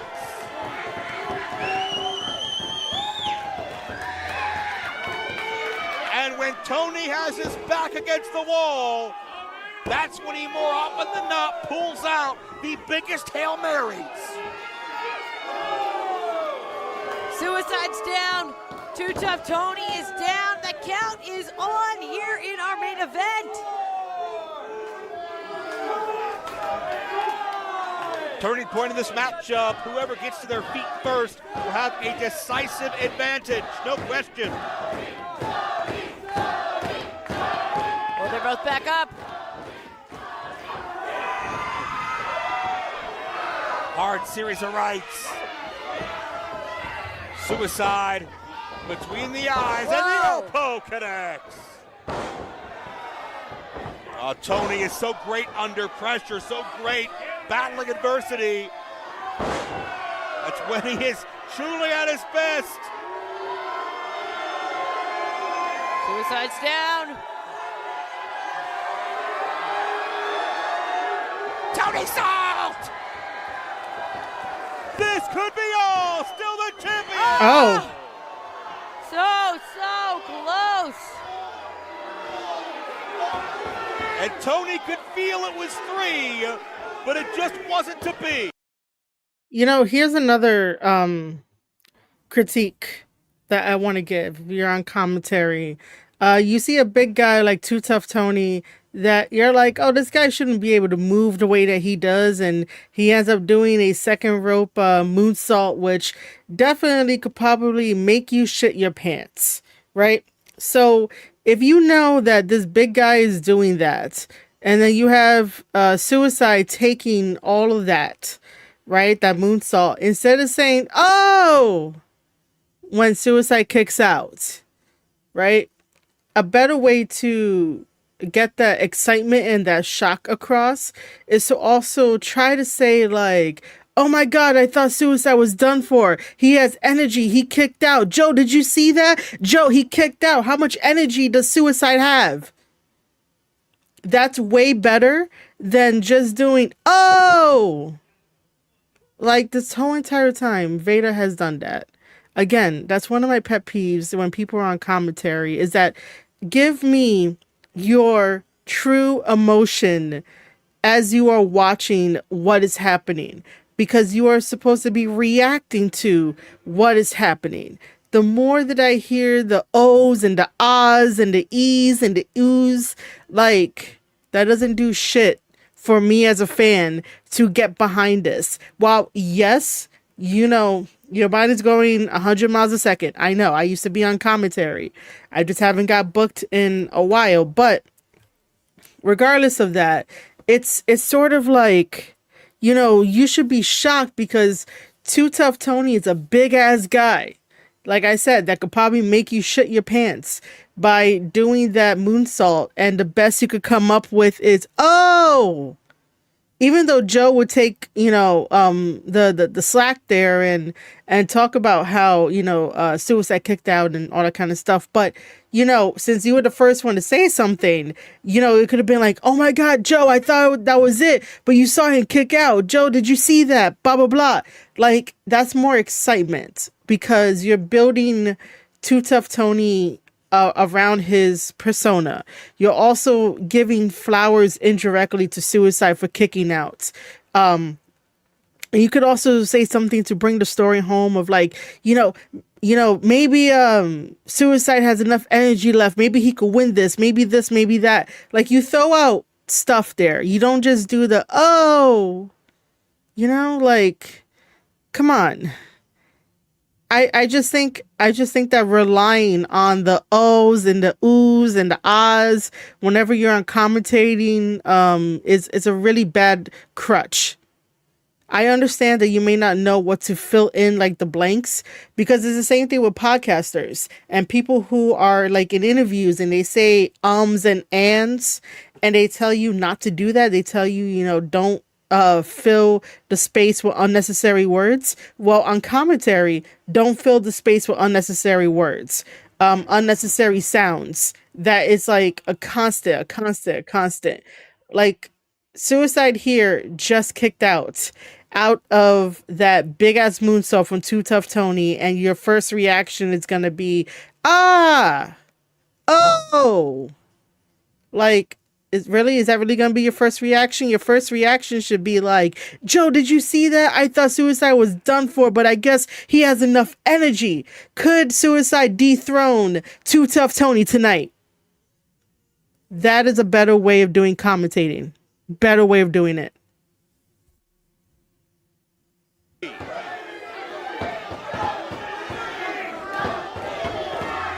What's it gonna take to keep Suicide down? Tony's got an idea here. Rights for the ride. Come on.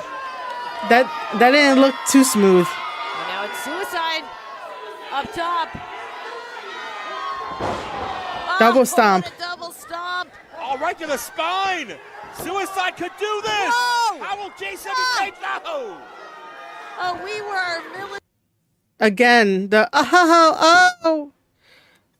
Again, I didn't want to jump on commentary. I did not want to like do a critique on commentary. I really didn't.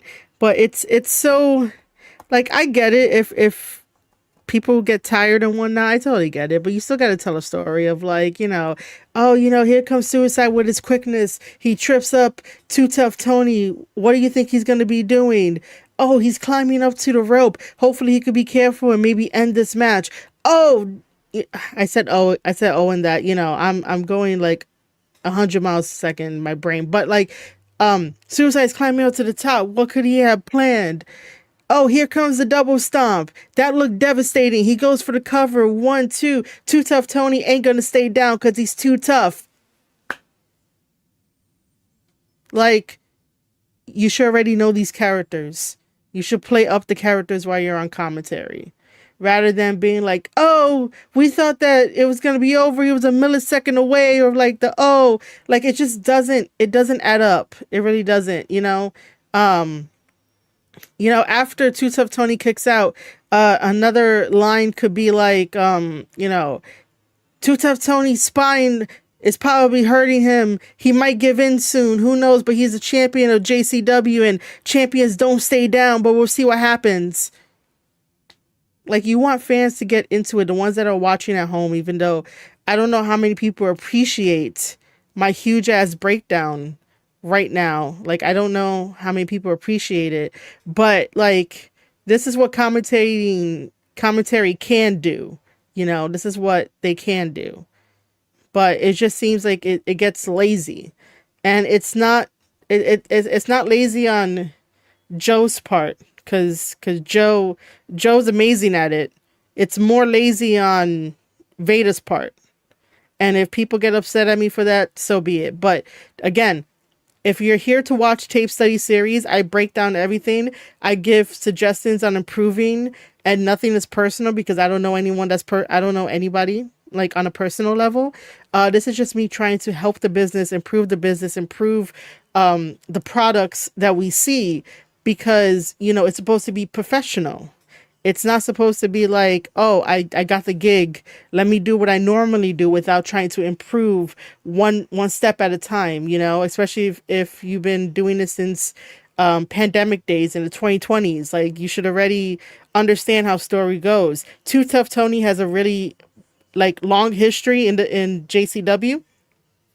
But even with just that name alone, to have Too Tough Tony, you can definitely create some story out of it and explain to the people at home like why he's tough. He just kicked out of Suicide's double stomp to the back to his spine. Any ordinary person would have been like, nah, I'm done. 1, 2, 3, Suicide wins. But no, not Too Tough Tony, because Too Tough Tony is Too Tough Tony. Like, you basically build up that brand for him, so that way on comms, people could be like, oh my God, I like this guy. I could get behind him. You know, I don't want to put it out there because someone's going to come after me if I'm like, hey, he could be the modern day Stone Cold Steve Austin. The same way that people, became fans of Stone Cold Steve Austin. There was a reason why, because he connected with every ordinary day people that like wanted to beat the shit out of their boss at one point, you know? Too Tough Tony, on the other hand, is like, you see him as someone who works hard, who also can play tough and, understand people, have some empathy, but, want to have a party. Some people end up attaching themselves to that because, sometimes they might need that. But Too Tough Tony in itself is a brand, so you build that up the same way you build up Suicide. But I just think that commentating and commentators need to progress and not rely on the oohs, the ahs, the e's, like I keep saying. But yeah, I do hope that if people watch this on the VOD, that you appreciate the breakdowns of what you get here on the Square Circle podcast with Tape Study Series. We break down everything. It's just really annoying. Seconds away, Joe, from a new champion here. And now Suicide, more determined than ever. Oh, is he going back up top? Suicide realizes the stakes at hand. It's going to take something big. Oh, no, he got caught. Looking for a hurricane. Oh, man. To the buckle bomb. That looked... And Tony! Ow! Flip file driver! That's it.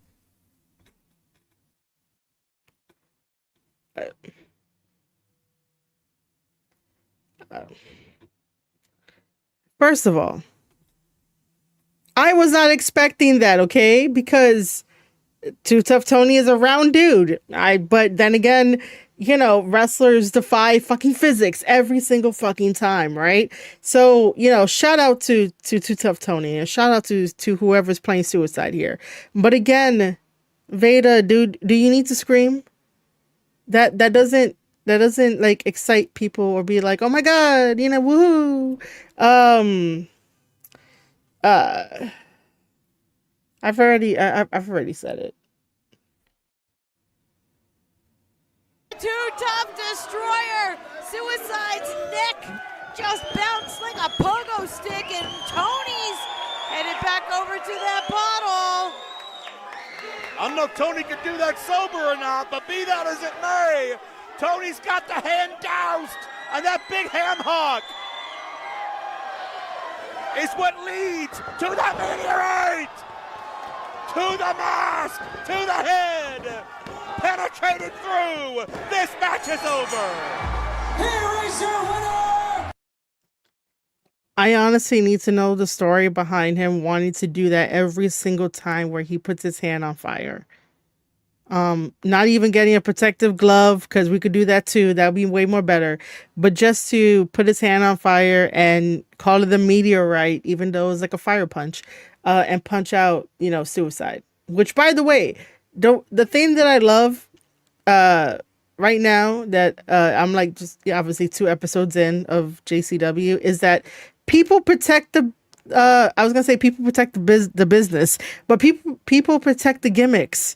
People protect the finishers, and we need that. Like, you can have a great ass gymnastic match with so many false finishes, and then finally after the 50-minute mark, that's when like you're gonna decide the winner. You know, I've seen so many of that in New Japan Pro Wrestling. I've commented on so many of that in New Japan Pro Wrestling. AEW does that all the time. WWE is doing that all the time. But I do like the fact that JCW, that finishers and gimmicks are protected.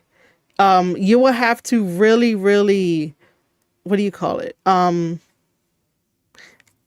Upset is not the word I'm looking for, but you would really have to like trip up Too Tough Tony in order to win, and avoid getting hit with the meteorite strike, which is a fire punch. Like you would really have to trip him up to be like, hey, I want to win this match. But I will say that last episode's setup for the meteorite punch against Matt Cross was a little bit better setup than this one. You know, just out of observation, but yeah, Too Tough Tony retains. Damn, you know, it picked up. I feel like because these shows are like an hour and maybe 30 minutes ish, that the pacing is fine. The matches, sometimes it feels rushed, depending, especially when we get to like the semi-main event and the main event. Those are rushed. That's how I feel that they are. But yeah, sometimes I just feel like the pacing is good, but sometimes the match and the match contents, depending on how much time they tell them, it doesn't feel right sometimes. And still, JCW World Champion, Too Tough Tony!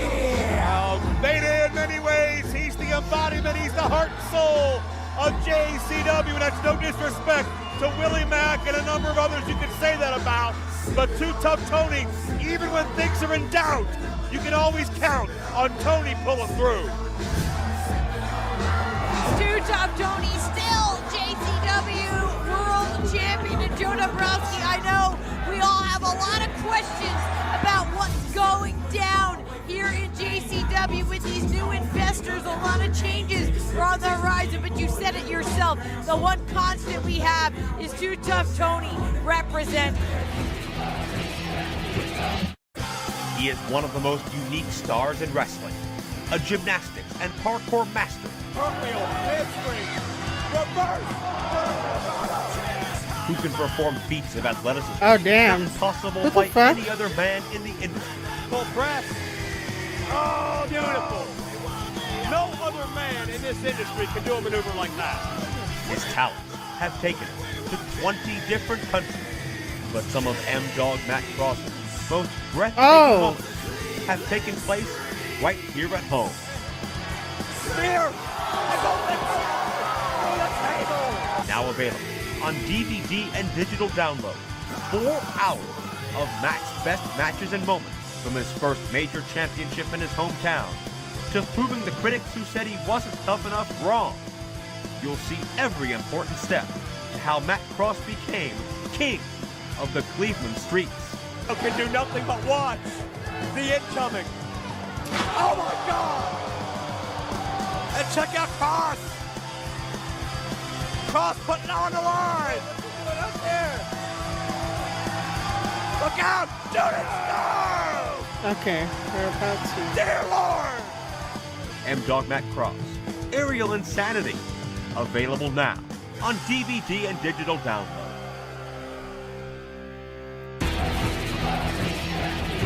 I want you to get it done.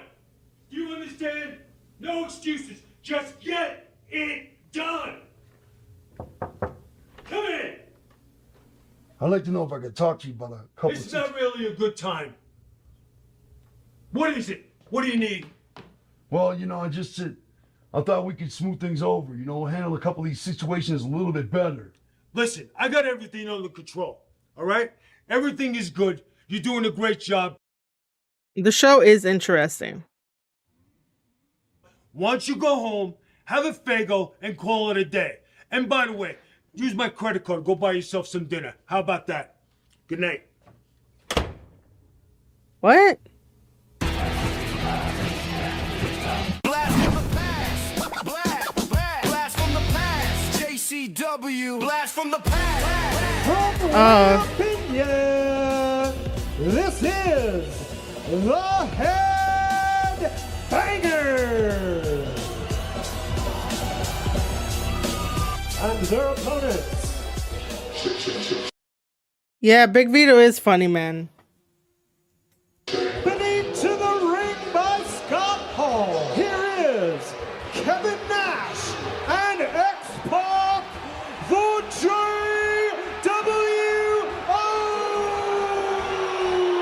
Wow.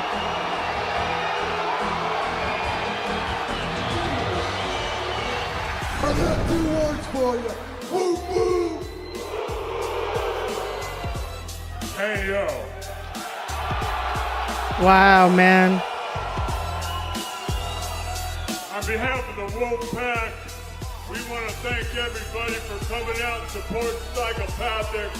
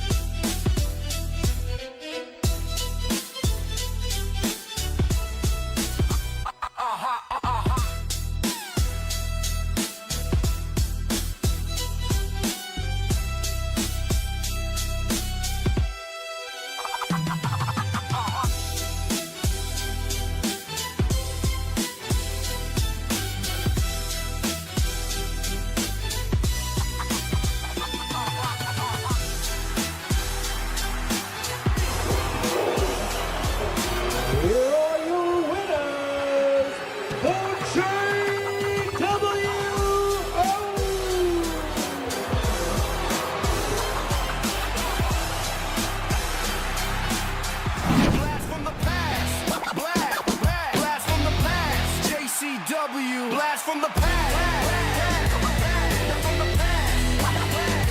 Blast from the past. Well, Joe Dabrowski, Beta Scout here. We are preparing for our main event. It's just minutes away. We want to invite you to follow JCW Lunacy on all social media platforms and follow Violent J on Instagram as well for all the up-to-date news on JCW. And Beta, where can they check out that fresh merch? You're going to want to go psychopathicvault.com to find all the exclusive merch for us here, auctions, all of it. I'm sorry if I'm a little flustered, but tensions are high here on JCW Lunacy in Reno. We are about to see our special forced main event. Stephen Flo has been told by our new investor, Big Vito, that he has to kick his best friend Cocaine's ass or he will face repercussions of his own, whatever that means. I've never called anything like this. Let's take it to Mark Roberts. The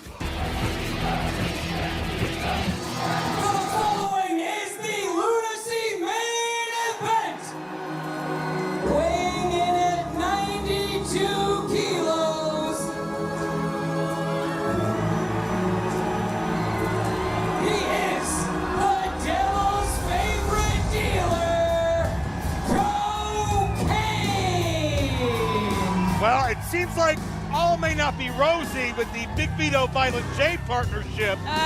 Yeah. I feel like this is the same one on the Indies. Shut the door in Violent J's face here in JCW? The commissioner of 25 years, Violent J. And did you hear what Vito was saying? It sounded like he was on the phone or he was yelling at someone. He said, "Get it done." What's that mean? I hate to even speculate, but you want to talk about teamwork, you want to talk about allegiances. What will be the status of Cocaine and his best friend? From Seattle, Washington, he is the Grunge Lord, Stephen Flo. Whoa. Wait a second. Speaking of Big Vito. There's a no tolerance rule here, and you better keep the shit out of him. If you don't, there's gonna be repercussions. You got it. Now go get him. A last-minute pep talk where Big Vito tells Stephen Flo, you better get this job done. You better do it right, or there's going to be repercussions. Stephen Flo doesn't want this fight. Him and Cocaine, they travel the roads together. They've been a tag team here for months. But if Stephen Flo does not fight his best friend, our new investor will make sure there's severe punishment. And it seemed like Stephen Flo, Cocaine, they had agreed that they're going to have to do this match. It's not like they have any choice. And Beta, it's not just a match. Vito said, Stephen Flo, I want you to beat Cocaine's ass. Those are specific instructions. He wants Cocaine to have a lesson taught to him for, well, his recreational activities. There, put that back. You can see the look in the eyes of Stephen Flo as he's emotionally torn, and Cocaine, obviously, Beta, there's a pre-fight ritual every single time for Cocaine, and that's not going to change. You know, Vito must be seething watching this. Cocaine, he's extending. Do not do drugs, kids. Respect and solidarity. Wow. And Stephen Flo, Wow. I guess if you're going to do something, Beta, you don't want to do, you might as well get amped up, turn your brain off, and just react. Stephen Flo has to go through with this, and he's going to do it amped up thanks to Cocaine as these men go one-on-one. And Beta, what I'm curious about in this matchup, these men know each other better than anybody. They've talked their strengths, their weaknesses, their strategies. I mean, we're seeing it right here. They're going hold for hold. Each one has an answer for the other. But right now, Could Cocaine. be an early Coke slam. Stephen Flo counters. And to a standoff here. That was nice. That little fast sequence. It makes sense for them. It makes sense for the story. It makes sense that, you know, they're hyped up on Cocaine, unfortunately. Remember, guys, it's all in wrestling kayfabe. Do not do drugs. But it is what it is for this. But, yeah, really good opening. No doubt. When you're Cocaine, when it comes to this partnership, you can't find a better man than Stephen Flo. And these men have stood side by side, but now Stephen Flo, to keep his job, has to fight his best friend, but Cocaine, incredible recuperative powers. Cocaine's back in. How do you counter this? The agility. Nice hurricanrana. Nice splash. It's Stephen Flo with the upper hand at the moment. Springs out with a stage dive. That's Nicely nice. done. Oh, here we go. Ref. Stephen Flo went for a cover.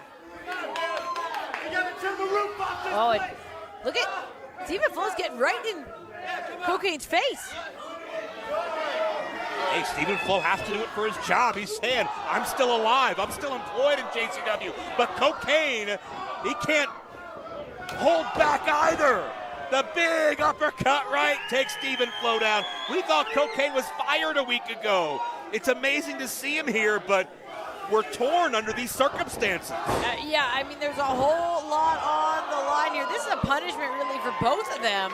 And Veda, how many times have we seen friendships, partnerships, even families torn apart like this? Nice. Pitted against one another. The politics of wrestling, the backstabbing of wrestling, the underbelly of wrestling. And Cocaine into the cover. 2 and a kick out. With how fiercely these men are as competitors, Veda, is there a way they can leave this as friends? But I mean, isn't this exactly what Too Tough Tony, what Willie Mack, what they were worried about could happen by bringing in some outside influences to JCW? And now we've got Flo Kane coming to blows here in the center of the ring. And I'll tell you what, Veda, to be honest, there's been nothing I've seen this week that has calmed any of my concerns or reservations. I don't want to speak for Willie or Tony, but a lot of things, we talked about it, they would change. They would turn upside down. Is it for better or worse? And so far, certainly it's controversial. It's news-making. It certainly got us all on our guard. But there are repercussions, whether they're intentional or not, for Big Vito's decisions. Yeah, no matter what happens here, how do you go back to just teaming again after this? Well, Stephen Flo knows that Cocaine likes to come off the top rope. Well, and back and forth. Shot for shot. It's not even resembling a wrestling match anymore. Best friends throwing fists, trying to prove they're the better man. Trying to keep their job, trying to avoid more consequences. Oh! Okay. To the throat. The fuck? Hey, Stephen Flo The crowd. Cocaine attempt a coke slam.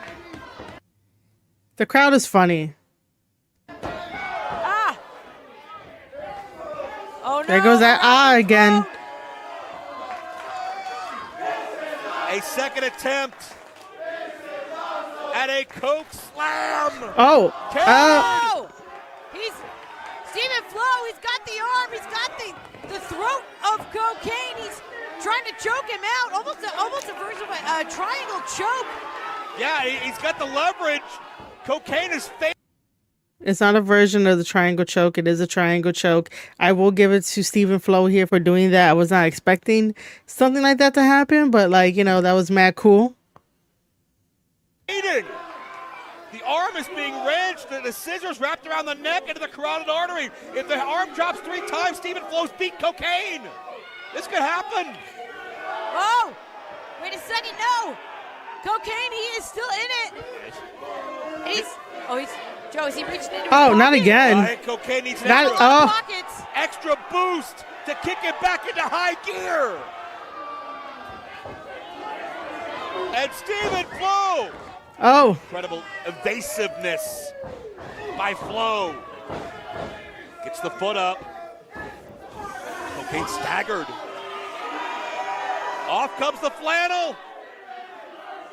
Oh, he's looking. Oh, got caught. We're going to the choke slam. Oh.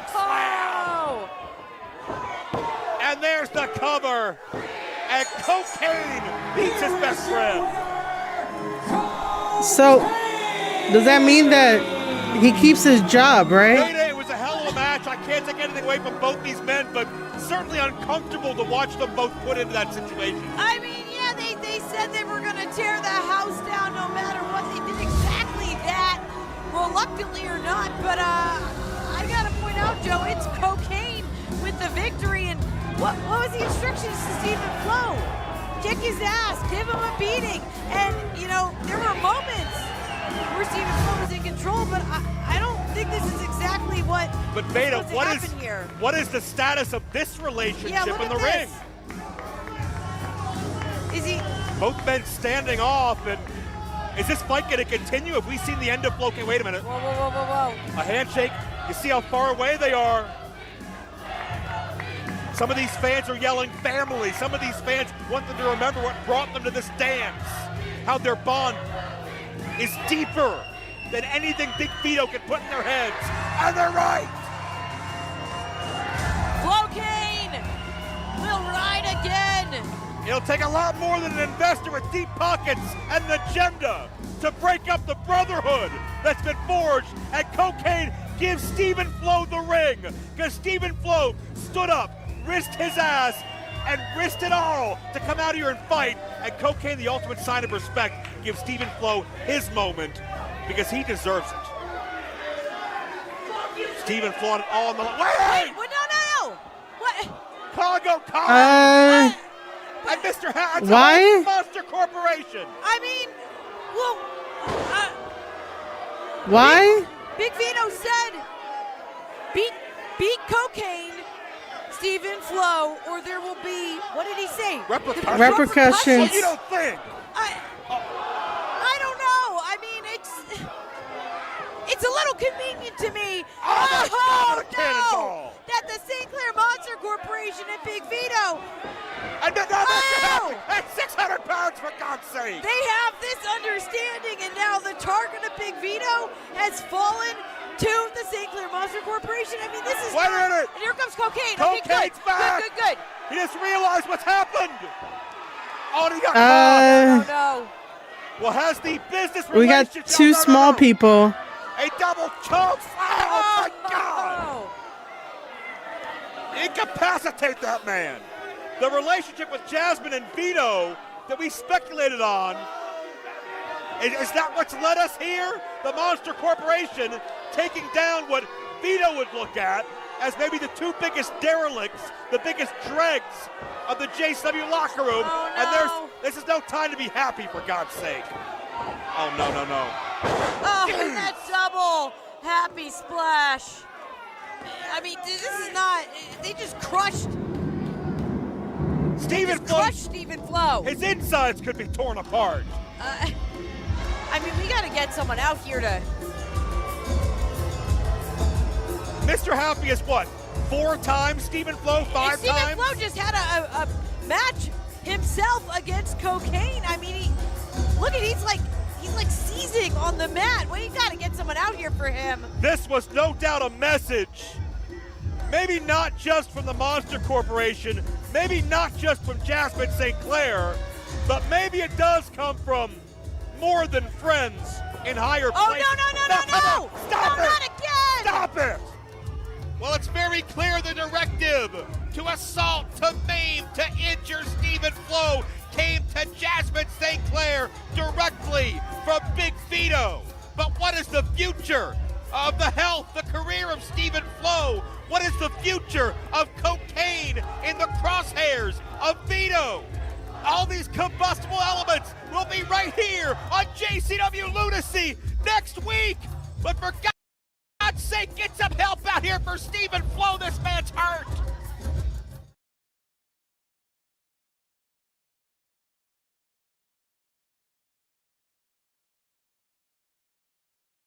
Okay.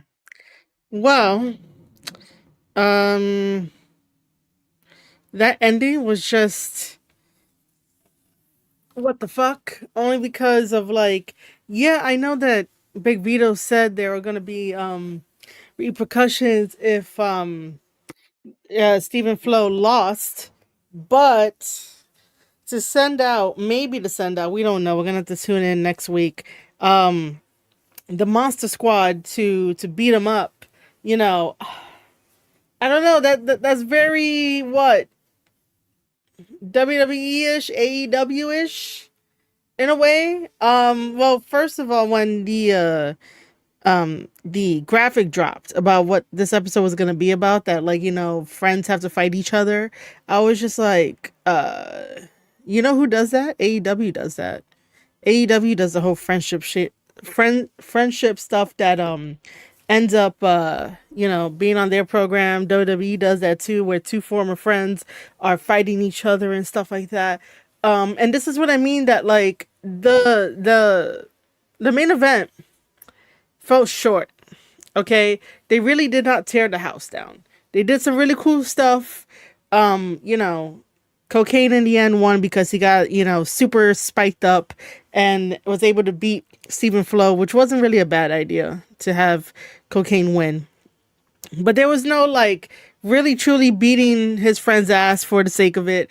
But then again, I do think that by having an investor, it's really not going to change anything. If you're loyal to your friend and your friend has been there through thick and thin, why would you want to change now? But then again, if he's playing a rock stars will go where the money goes, go where the drugs go, go where anything goes, that can benefit them, rather than just being friends with somebody. That's what happens in the entertainment world. That's what happens in the rock star world. Shit happens. You don't really find too many really good friends, so they could play off of that if they wanted to. But this friendship works and the crowd works. But yeah, we have the monster machines over here doing the dirty work of Vito. Vito is funny without probably meaning to be funny in his segments. Violent J, is just there bro, do something, man. This is your company, even though you have an investor. But the investor should listen to you first and foremost, though. Overall, it was a fun episode. It's still a fun promotion to put on when you are tired of the fighting between WWE and AEW. There's also MLW too that you guys can like go and get a ticket to if you want to. Just throwing that out there. But other than that, like it is, it is what it is. I'm still waiting for this Vince Russo and Katrina promo to show up in one of these episodes so that way I can see, a women's match on JCW that has Katrina Creed in there, because again, I don't know anything about her. And again, that promo did not help her at all. It did not. I basically went through and talked about the promo and basically offer suggestions. And then someone got mad at me and tried to defend Vince Russo like so hardcore that I was like, I don't I respect Vince Russo, okay? Like nothing is personal whenever I do a tape study series and I'm breaking stuff down. It's just like, hey, did you think about this? Hey, why don't we, capitalize on this? And all forms of wrestling is entertainment. I just think that for the longest, Vince has basically made his wonderful fan base to believe that anything that's not, how can I put this? That everything is just bad nowadays, in a way. That like everything is cringy, marks this, marks that, all that kind of stuff. Rather than being like, hey, let's find ways to improve this, rather than like all this kind of stuff. But then again, I do agree that most of the people that go back and forth with you on Twitter are either bots, burners, and not actual people, not actual people.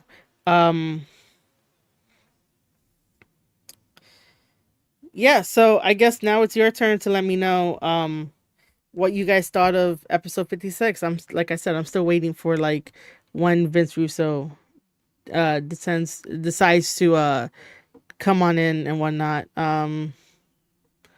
But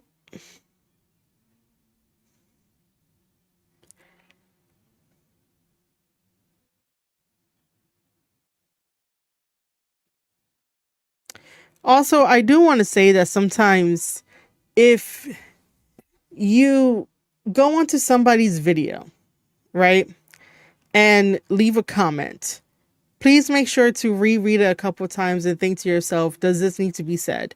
Because I do think that we're getting to a point with online that there's a lot of misplaced anger out there. And because we are so and because we are so rooted within these bubbles of professional wrestling, to the point where people are in really bad loops of just annoyance from bots and people that want to be right and people that just want to just say stuff for the sake of saying stuff and don't really give a shit about it, and they get you upset and they're like you're crashing out and shit like that. There's a lot of misplaced anger. So I would highly suggest that if you see a video and you don't agree with it, either move on or come back a little bit later when your energy has subsided and you're going to watch it again and leave a comment where it can either help the conversation, provide a new perspective, because I do read every comment, which is like, I shouldn't be doing that, but I do read every comment, and I notice after a while that I can't reason with people, and all I care about is having a good conversation about professional wrestling. A good conversation where we can either agree to disagree, or you show me a different perspective, and most of the time I'm like, oh shit, I didn't think about that. Thank you for letting me know about that perspective. Thank you for letting me know this. Thank you for letting me know that. If it makes sense. If it doesn't make sense, I'm probably going to push back so that way we could find a place for it to make sense. Like you can't just, I don't know. I mean, you could do whatever.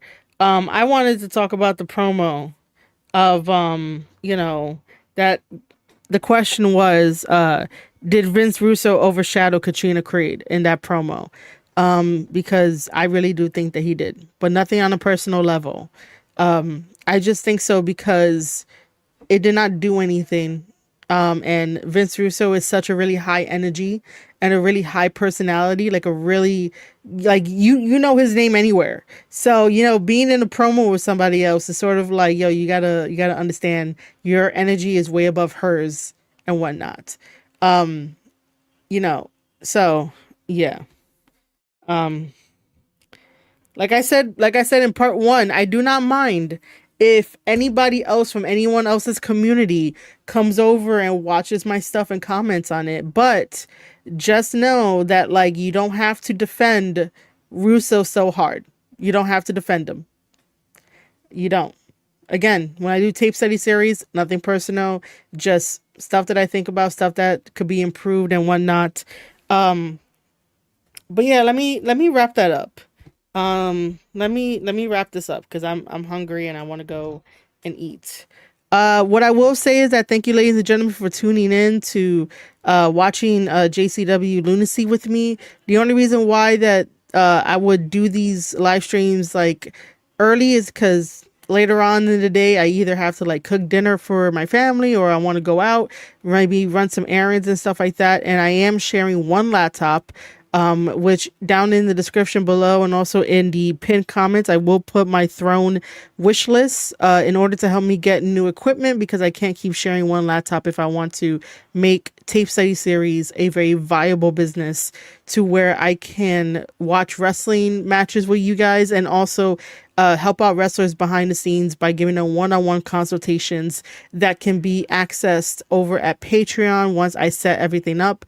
But yeah, that's the dream. That's the dream, is to have the consultation going to help out wrestlers that need a cheerleader in their corner.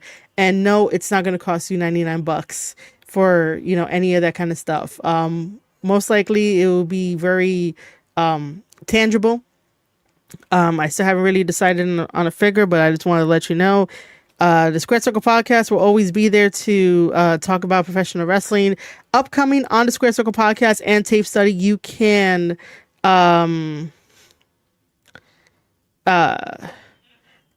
so upcoming on the Square Circle Podcast and Tape Study series, it's going to be me talking about New Japan Pro Wrestling and the upcoming World Tag League, because again, New Japan Pro Wrestling, what are you doing? And also I will be reacting to Jey Uso versus CM Punk. They do something very, very old school that I don't think a lot of fans realize, so I'm going to bring that to light. But yeah, so make sure you're following Square Circle Podcast on YouTube, Square Circle Podcast on Spotify and all podcasting platforms, and Tape Study is going to be on patreon.com/Marie Shadow. So if you enjoy these JCW Lunacy watch-alongs, head over to Patreon to support me there as well. And Denisha, yeah, what's up? It's okay, don't worry about it. All good. Yeah, I did hear that Mike Santana lost his title. And yeah, it's that he's not answering his he's not answering the text messages and or phone calls. And I think what Turning Point is this weekend or something like that. Like, I don't know. I don't remember. But yeah, I mean, it's all story. It's all kayfabe. Mike Santana is good. I just don't know why they decided to change champions. Unless they're gonna do like some big thing. Like, I don't know. I don't know why they did. Yeah, I don't know. But I did hear about it. But I just think it's all kayfabe. Because like suffering a loss like that, yeah, I wouldn't be returning nobody's calls or text messages. I would be doing the same thing too. But it's wrestling after all.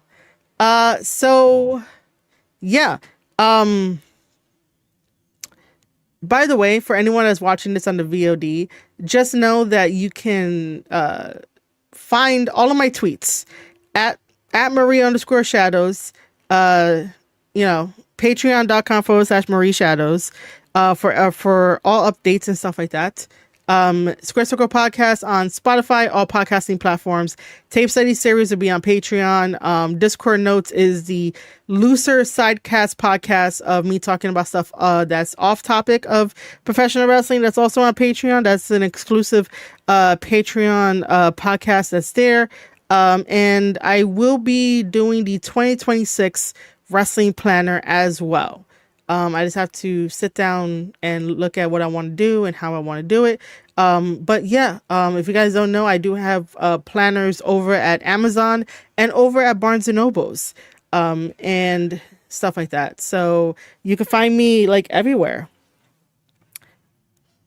Turning point is tonight. You think it's an injury because nothing comes out Mike's mouth.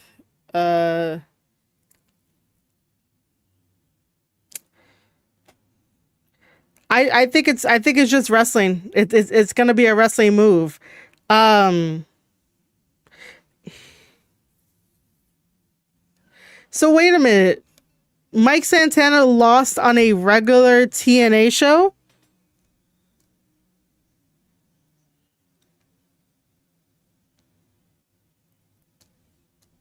Is that what is that why everyone is complaining? That he lost on a regular TV show? Or a regular episode of YouTube?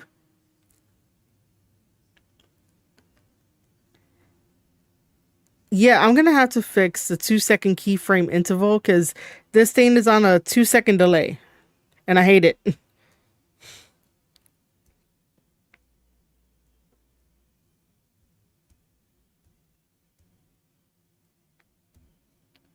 It's on a 2-second delay. I gotta put it to 0. Let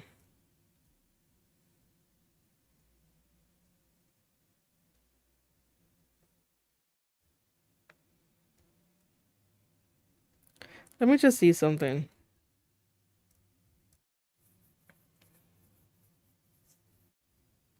So he did. Oh. Wow.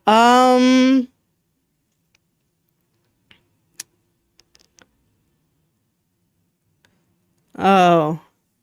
Okay, so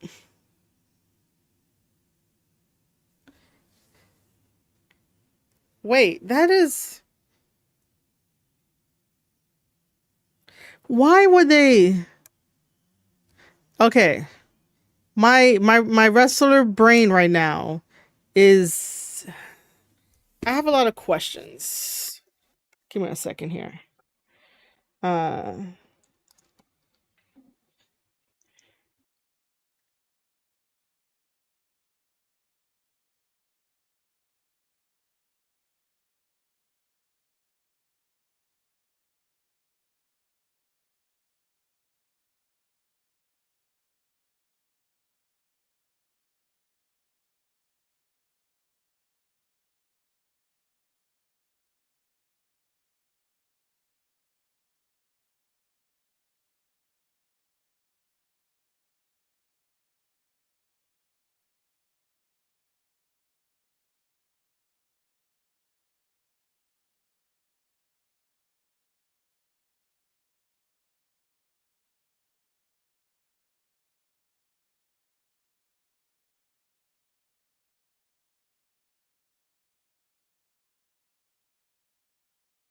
Okay, so uh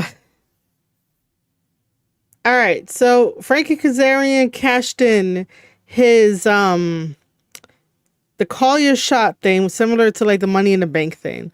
And surprisingly won. I believe there was like interference or like something that happened. I think like 4 people was attacking Mike Santana and stuff like that. And then surprisingly, Mike Santana lost.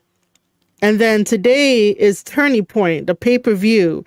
And apparently the graphic was going to be a tag team of Santana and Macklin versus Dolph Ziggler, aka was it Nick Nemeth, and Frankie Kazarian. Oh, because the NXT guys got involved. Oh. Oh, no wonder why like Ava was all like, that wasn't me. This, ladies and gentlemen, is how you write story, even though people are upset on Twitter about this. And fans online have every right to be upset. But I'm here for it because I know that this is wrestling. It's all part of kayfabe. It's all part of the business. And that's how you get people talking. That's how you get people to not pay attention to AEW and blood and guts. You do something crazy like this and you apologize to Mike Santana in the back to be like, I'm so sorry, but we got to do it this way. It's gonna be okay. If you feel like they did Santana dirty, that's totally fine. Keep that same energy. This is exactly what professional wrestling is built on. This is exactly what professional wrestling needs.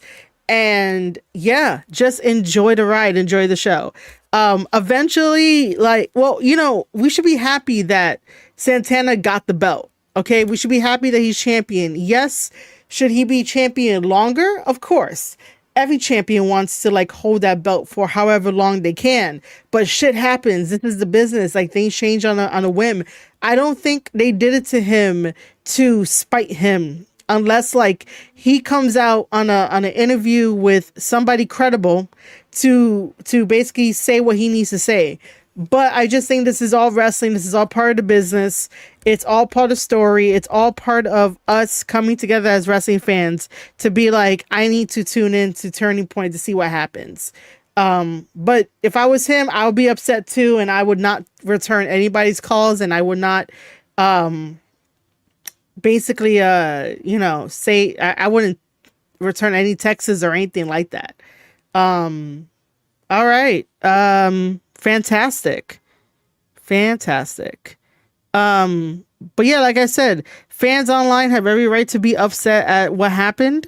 For him to lose on a regular TNA show and then have Turning Point so close to it, like Turning Point should have been on a Saturday, so that way this could have sit a little bit longer of Santana not returning any calls. But it is what it is. I guess I'm gonna tune in. I'm gonna tune into TNA Turning Point tonight. I have no idea how I'm gonna do that, but I'm gonna do that. That's gonna be fantastic. Now I'm excited. All right, so I'm gonna wrap things up because I still haven't eaten lunch yet. So storylines are the best thing ever. Kazarian got a lot of heat as a heel, as should, but what is the point of him heel if he can't heat of Kazarian? I mean, just let Kazarian lean into all the hate right now online. It's gonna be great. Right now, the point of him being a heel is interacting with people online. Santana will come in and get revenge, and then it will be a nice little chase and shit like that. It'll be good. All right. So, ladies and gentlemen, again, thank you for tuning in. I'll figure a way out for this. I'll figure something out. But yes, thank you for tuning in. Make sure to hit that follow button, that like button, share it out over on youtube.com/Square Circle Podcast. I will be taking part 1 and part 2 of this live stream, putting it together for one whole big thing, and basically re-uploading it, and it'll be on Patreon, and I'll have a write-up. But yeah, over the next week, I will be doing, like I said, a tape study of Jey Uso versus CM Punk at Saturday night's main event, because they were doing stuff that was old school that I don't think fans realize. So I want to bring that to light. I will update you guys over on Patreon about TNA, Turning Point, and what do you call it? yeah, Square Circle Podcast everywhere, Tape Study everywhere, patreon.com/Marie Shadows. And I'll see you guys all next time. And Denisha, take care. Thank you for joining towards the end. How do I do this? Oh, wait, I should just, yeah. Okay. All right, bye, guys. Oh my God, that was so bad.